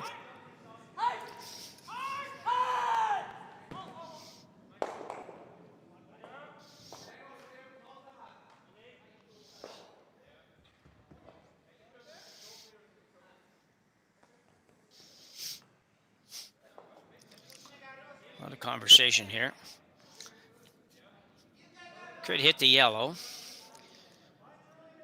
Could pick the yellow and not lose either one of your own, but he could hit it on the nose, I guess, but it would leave a double for Mooibroek. A little bit of a tough decision here. And I think we've got a timeout, so they will have the coach come out. Pretty sure I saw that happening, and have a little bit of a discussion about this. Not easy here. A lot of yellow rocks in the front to belong to Mooibroek that he could run back in there at some point.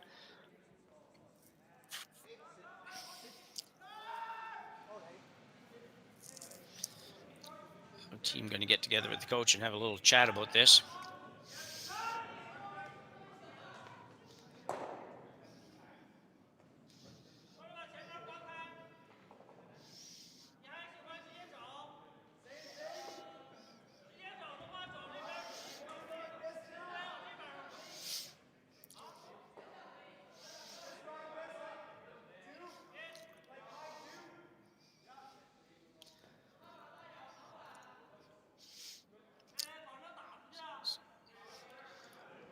It's an interesting call, I think.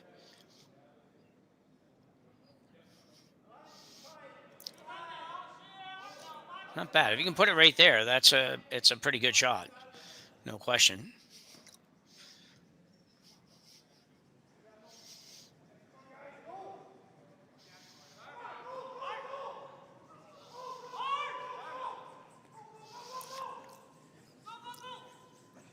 Here's Stone. Second stone, rather. Where are we at here? We've got second stone. Romano Kellermeyer with his final one here.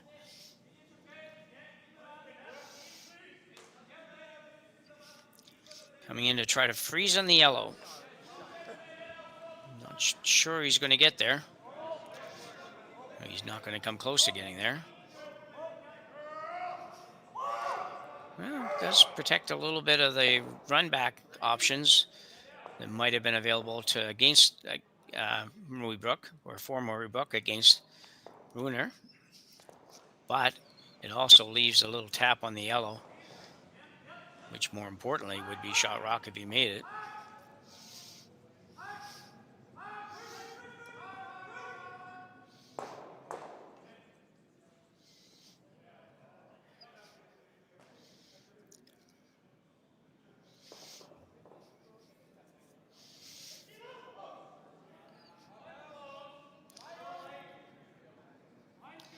Ryan Weeb looking to make just a little tap on this yellow.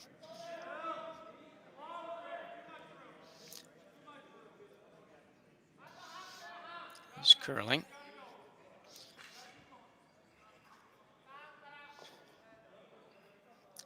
Well, it's a very little tap. Unfortunately for Team Mooibroek, it's a nose hit now to get rid of all the yellows. Just probably a little bit light on that.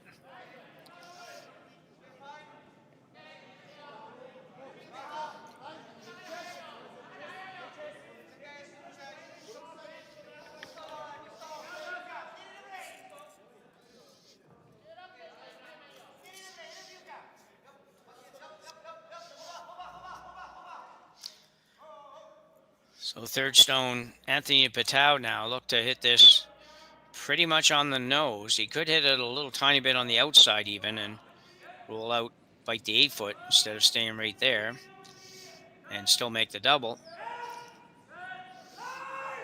Make it curl a little bit. It's going to be making the double. Well, and he'll sit right there. Obviously, that was their choice on that shot.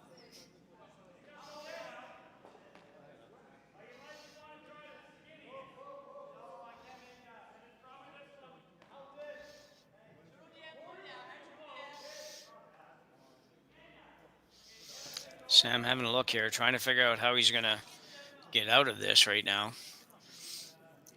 Not too difficult to make a double here. Probably the double on the rock by the broom and the one at the back of the 4-foot. Might even be able to stay out there in the 12-foot somewhere. Hooter would still be in the, whoa, he's throwing this hard.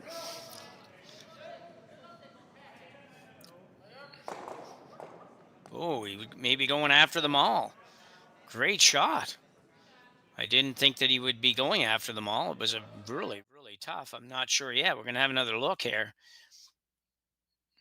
It's probably a called shot because he threw this really, really hard. And I don't think you would throw it that hard if you were just going after the double. That's amazing just to see that shot and see it working, and they did.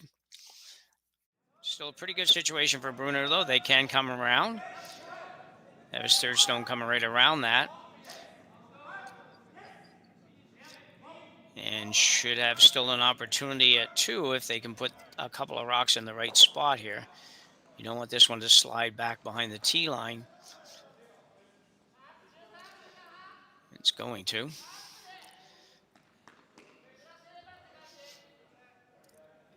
Well, in the space of, again, it happens all the time, possibly after this shot, you will have a situation where Mooibroek looked like he could easily have given up 2 or 3 to a situation where he almost automatically will end up stealing one. So if he makes a great shot right here, it's going to be very tough for Brunner to do anything about it.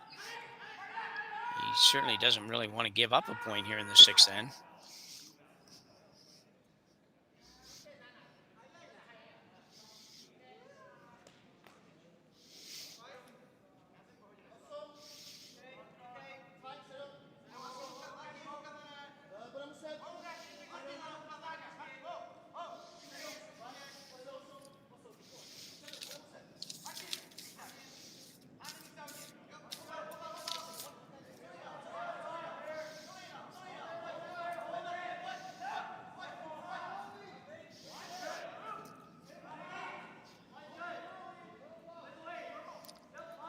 So Sam Mooibroek's first one here in 6 and looking pretty good.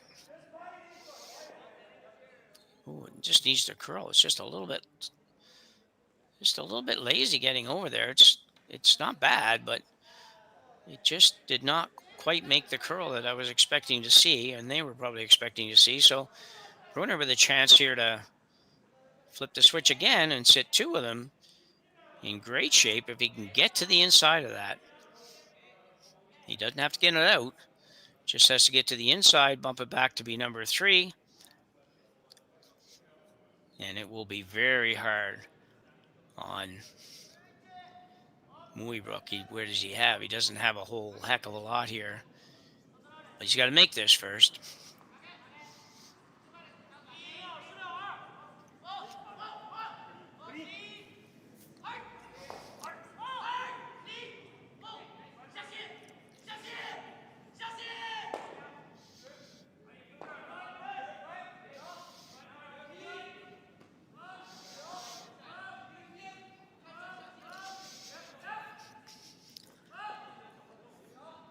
Sweeping to keep it straight here. I think they're probably going to have to sweep it to curl here in a minute. They might have been jumped the gun on that. Wrong sweep situation there for Team Brunner.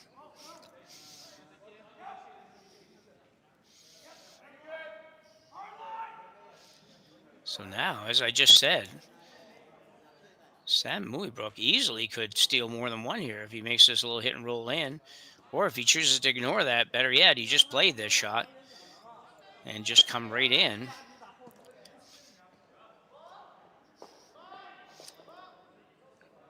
They do not have a good setup right now. They do have that really long angle raise on the red that we see that I think Sam just indicated. Maybe, I'm not sure if he did or not, but looked like he kind of slashed the broom in the direction of that long raise.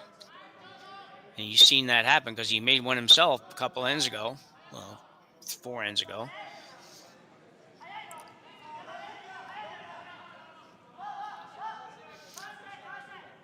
So a bit of a mess. It happens quite often when you have hammer and all ends up with a bunch of center guards. It's really hard to prevent just a 1 or 2 shot make by the opposition without hammer, and they are in great shape, and they are here.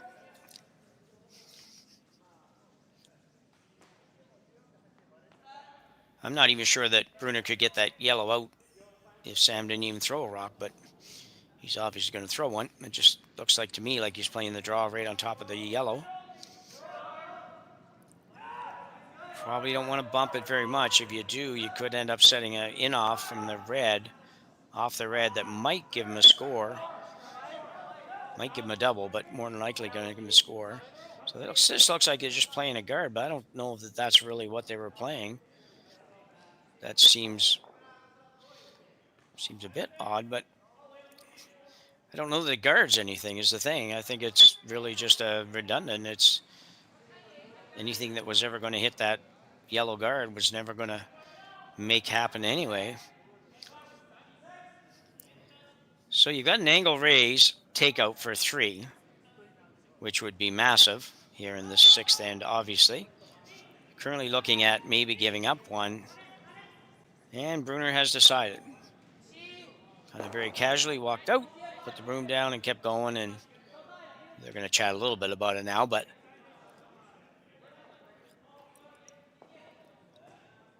tough call on this one, but an opportunity for, well, it's probably an opportunity for 2 more than 3, to be honest. 3 is there, I think, but that would be really hard. And you'd have to throw it with not rocket launcher weight here to make sure that you got it past the red. But I'll tell you what, 1 or 2 would be a bonus for Michael Brunner right now. 2 would be great, but he wouldn't be unhappy if he even just scored, because it has looked, ever since Mooibroek put that one in there, it's looked like he's probably going to steal a point or 2. So it's on its way. Sweeper's on it early. Single sweeper, can he hold it though? Can he? And he's close, really, really, really close. Great shot. What am I talking about? Again, another super easy looking angle raise takeout by these skips. See this again. Kind of lose it a little bit here, but we'll pick it up before it makes contact. And he hits about a half a rock or a little less, I guess. Drives it right on there perfectly and scores 3 in end number 6. What a turnaround. Holy smokes, this was a wild end. So Brunner will take a 6-3 lead when we come back from the break. Welcome to the rockshop.net, the official store for the Grand Slam of curling. Whether you're looking for the best hats, stylish clothing, fun toys, or unique accessories, the Rock Shop has it all. Shop online anytime at therockshop.net for exclusive Grand Slam of curling gear, or come see us in person at your next event. Therockshop.net, where fans find their favorite curling gear.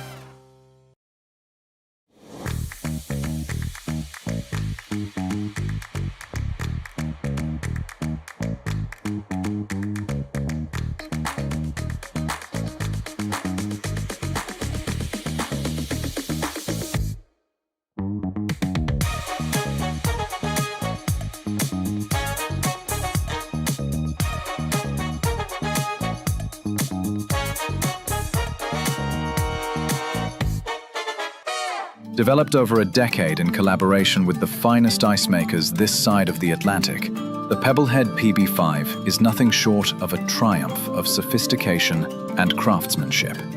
Weighing less than half its lumbering copper predecessors, yet boasting tenfold their durability, the PB5 delivers perfect, consistent ice, time after time.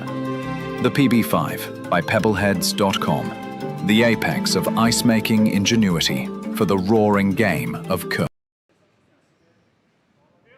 So we are back, and after a spectacular shot by Swiss skip Michael Brunner, he has taken control of this game and leads 6-3 as we go to 7. So blanking the 5th end for Brunner didn't come back to haunt him. For a wee bit of time it looked like it might, but just a terrific shot. Angle raise takeout, probably I'm thinking 6, 10, 12, probably 14, 15 feet, something like that total, at about a 45-degree angle. And you're going to see one more shot at it here. So it's out there a ways, I guess not 14, maybe a dozen feet, 12 feet. Looking to hit it on probably a third of a rock, actually. And drives it in perfectly, absolutely perfectly. Didn't even jiggle the back red one, which I wonder if he'd be able to hold. But Mooibroek's played this game a while, played this game at a pretty high level, and understands how he has to play here to get back in this. Really needs a 3 spot here, but 2 would be something that he could probably live with. That was almost a hog stone. That's a very high corner guard, probably not super useful. You might have to throw another one around there, sort of stack the corners. But so Michael Brunner going into kind of that no man's land on the corner guard kind of thing. I haven't quite figured out this strategy yet. I don't think he's coming right around to bury. I think he might be, but I think he's more trying to take the draw away from Mooibroek, so they don't necessarily want to bury it, just want to be in the 8-foot. Probably edge on edge, somewhere around there. I shouldn't say I don't understand it. I get that it works. Kind of like that's, when you think of what that shot's designed to do, it certainly has done that and done it well. Stops Sam Mooibroek from using the corner, and yet the red one is far enough over he can't play the hit and roll off of it either. So Mooibroek now will look to move something back here. I think, unless he's coming right around the red.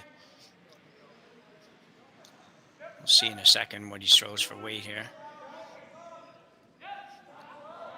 So I think he's playing to move the red a little bit, the red on the center line, bump it back a little, maybe get a little inside flop behind the other red. Got to be there. Got to have enough weight to move these rocks a little bit. Yeah, they just need a little more on those shots. They're just not quite throwing them enough, and you don't want to be heavy, but at the same time, you want, like, that shot doesn't really do anything other than put a yellow one in the house, because both those rocks now are above the tee line. Now you can make the double, but that was not the intent. The intent there is to move them back a little bit so they can be used by the Mooibroek team as maybe rocks to form a little wall back there or protect against a removal. So this one's going to roll a little too far, but well, maybe not. Good shot. We're halfway to an 8-ender.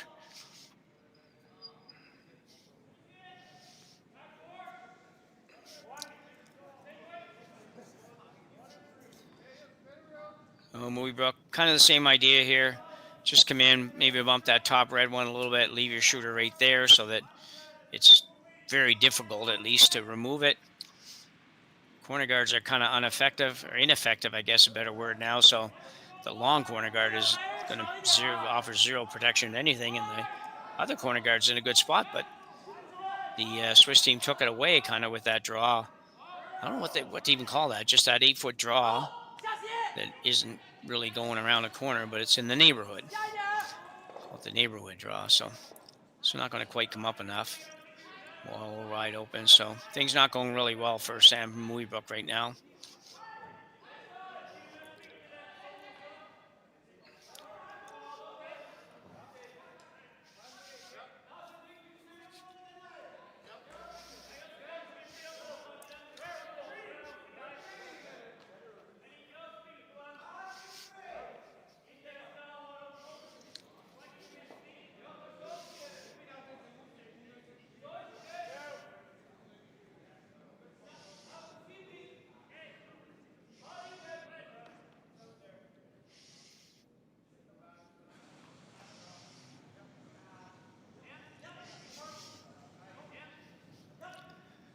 So Brunner just going to remove the yellow.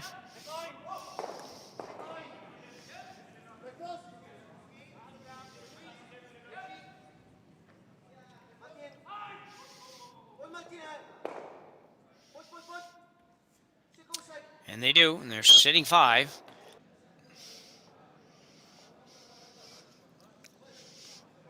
Center guard up for Team Mooibroek. They're going to need a couple of those. That one's not bad. They would like to be a little tighter on that one just to have a little more room to space them, but that's not too bad at all. Brunner will have lead.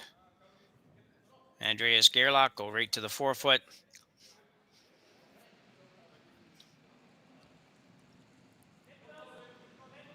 Mooibroek guard again.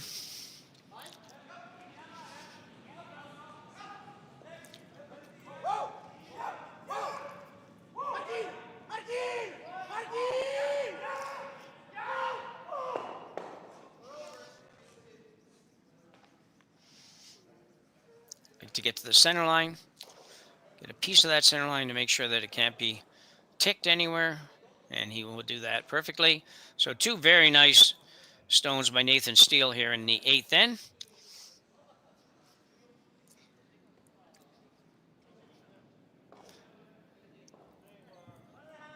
And there's Gerlach with his second. Probably be going basically right on top of the rock he just threw.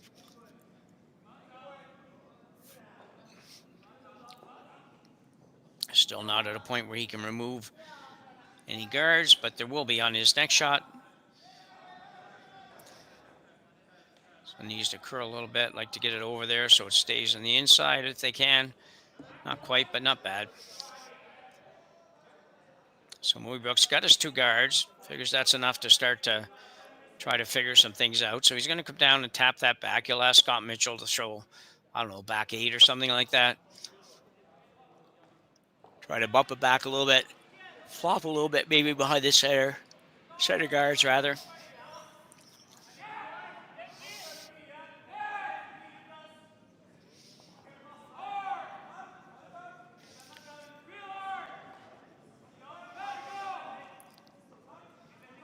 Let it go. He might be a little light on this.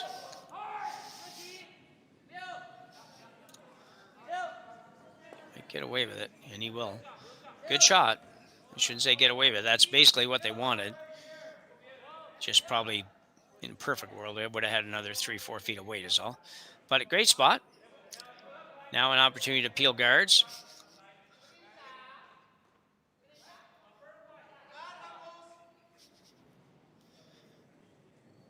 Probably try to get a couple here. But he'll get just a high one. That's fine for now. I think Mooibroek will put that back. But I don't mean put it back, like just, oh, looks like a timeout call. So Sam Mooibroek and his squad with a timeout here in the 8th then. And we will give you a quick update while we have an opportunity. So, after 6 ends of play, Zhu from China, 6-4 lead over Klima, with Klima having hammer in 7. Our game we know, Ramsell with a 4-2 lead over Nap in 7 as well. Nap having hammer. And Keenan Yamaguchi are tied at 4, or tied at 5 rather, playing in 7 as well. Yamaguchi with hammer in that one. So we've got a 6-4, 6-4, 4-2, and 5-5. Pretty good games for the quarterfinals here in Martensville.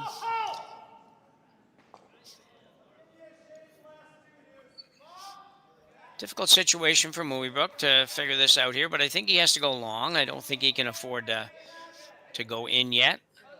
I know he's going to have to go sometime, but I don't think this is it. You're only going to be throwing your third rock at the end.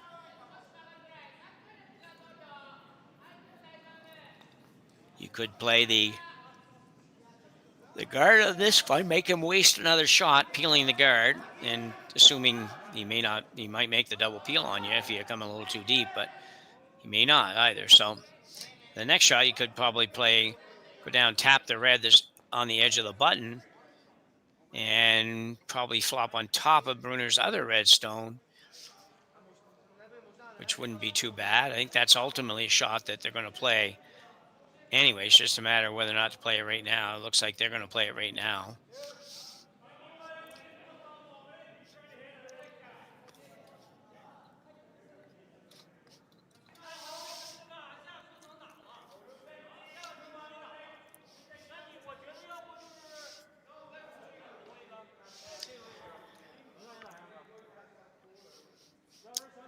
So Scott Mitchell with his second shot here in the 8th end, trailing Michael Brunner of Switzerland.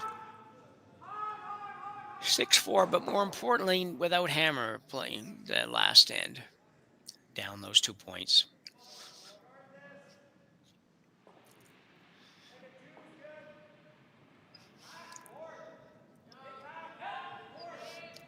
So Mitchell now looking to get about a half of the red stone with not very much weight. Just flop over on top of the other red, but I think he's light. He's going to maybe get it. Well, no, he's pretty good. Ah, perfect. He's perfect. Never mind, pretty good. That great shot.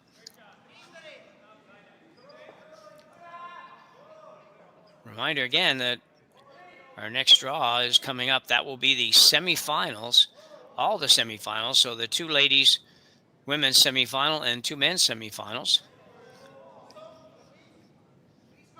And they will pick the guard off. And in those semifinals, DuPont will face Reese Hansen.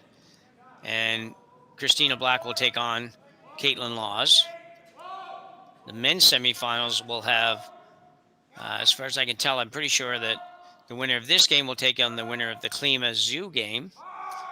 And the winner of the Ramsfeld Nap game will take on the winner of Keenan Yamaguchi. Either way, we will be down to basically just 4 men's teams and 4 women's teams left when we get through this draw and when we come back at 8:30 this evening, local time.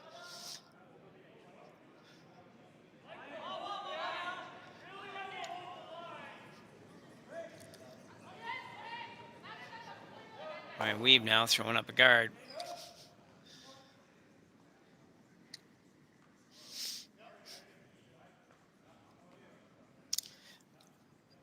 Well, he's had to work hard on that. Really hard, and it's a really long guard. So more almost wide open on the yellow one here. But that will leave a guard. There will be a guard he can use, but it's just, I don't know, just way too long, really. But it's all you got, so you got to try to use it. He's going to see if it's a little tight on the release on this. He might be on the guard, and he is. I didn't think the guard was really worth anything, but it is when you turn that shot in. So sometimes it doesn't matter how hard you throw them. You got to get them going in the right direction. So now Mooibroek sitting 2 with a guard on the outside one. Ryan Weeb could be making for a very interesting last shot or two here. This is Ryan Weeb's last shot. He is trying to throw up a guard again. Something a lot longer, a lot tighter than the previous guard. Without going in.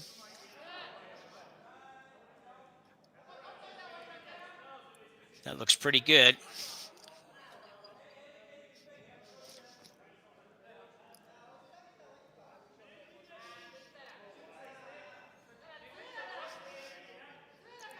So Anthony Pataud here will be playing the run back.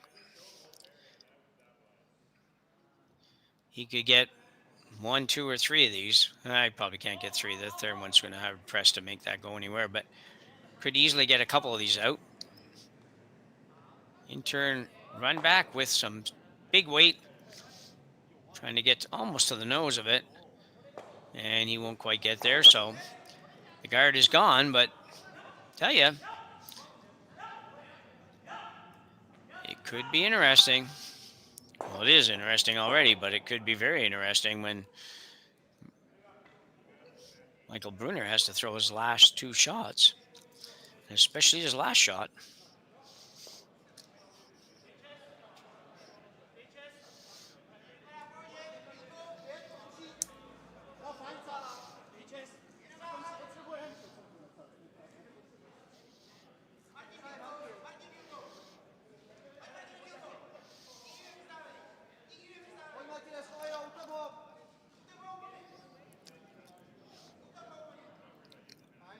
So Mooibroek going with the guard once again. Doesn't have a ton of choice, to be honest.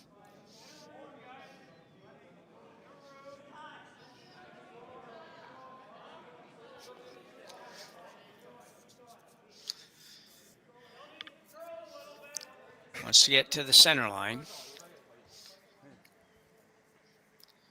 And he will. Close enough. So Brunner will see if he can make contact with this rock in the house, or a couple of rocks in the house. He can just hit the one on the top of the 4-foot and fly, so that will only leave the single yellow. You would see Mooibroek come down to the yellow, freeze right on it, and he would sit 2, and Brunner would be probably forced to draw full 4-foot for the victory.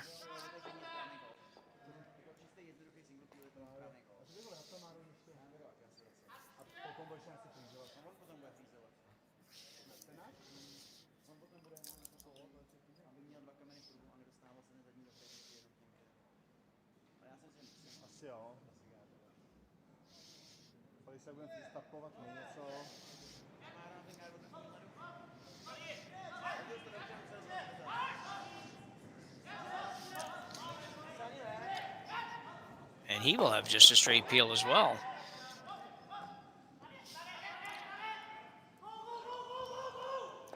So an interesting call coming up for Sam Mooibroek. Do you throw the exact same shot up there and say, well, if you do, what does Brunner do?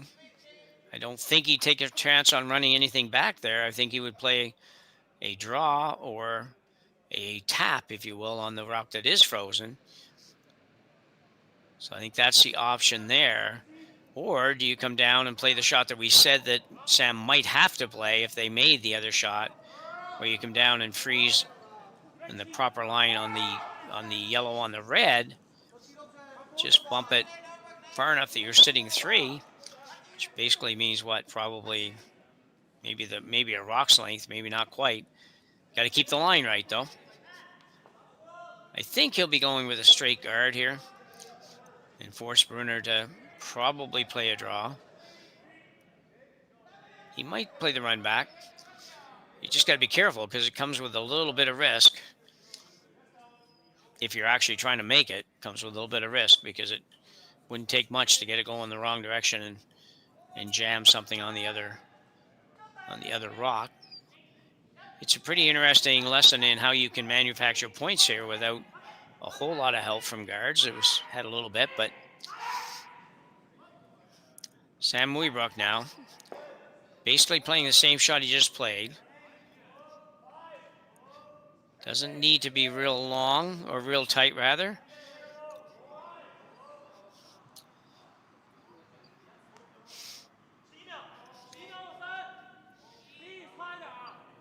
That's probably good. Might not want to go any tighter. You know what? He might be close enough that Brunner does go after the run. Plus, if he goes after and doesn't hit anything, he's still got a tie. And he is going to run this one back. If he hits it right on the nose, hits it anywhere, he probably wins. Unless he hits it really, really, really thin on the opposite side of the center line as we look at the overhead. And we got another timeout coming up. It's got to be, I think that's just a timeout maybe. I don't even know if that was a timeout, but I think it was, but it was just to protect against the time clock, I suspect. I can't see the time clock good enough to know how much time they have left. So anyway, a run back on the yellow. It's only basically a 4-foot run back. Make contact with the yellow, I think anywhere. We could say, safe to say anywhere. And he will have a victory here, probably a 1-point victory, and move on to the semifinals. Michael Brunner in the hack.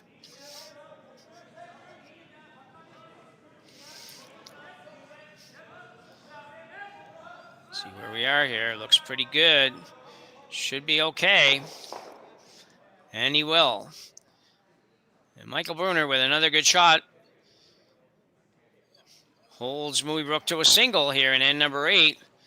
And he will have a 6-5 victory here in Martensville in the men's quarterfinals at the Grand Slam of Curling Tier 2 event. Well-played game for the Swiss. They will advance to the semifinals, as we said before. I don't know who they're going to play yet. We have to wait for that game to end. But that will conclude our presentation here from this one. I'm Jim Nixon. For myself and for Matthew, we would say good night. Thanks very much for joining us, and be sure to watch the next games at 8:30 here on Curling Stadium.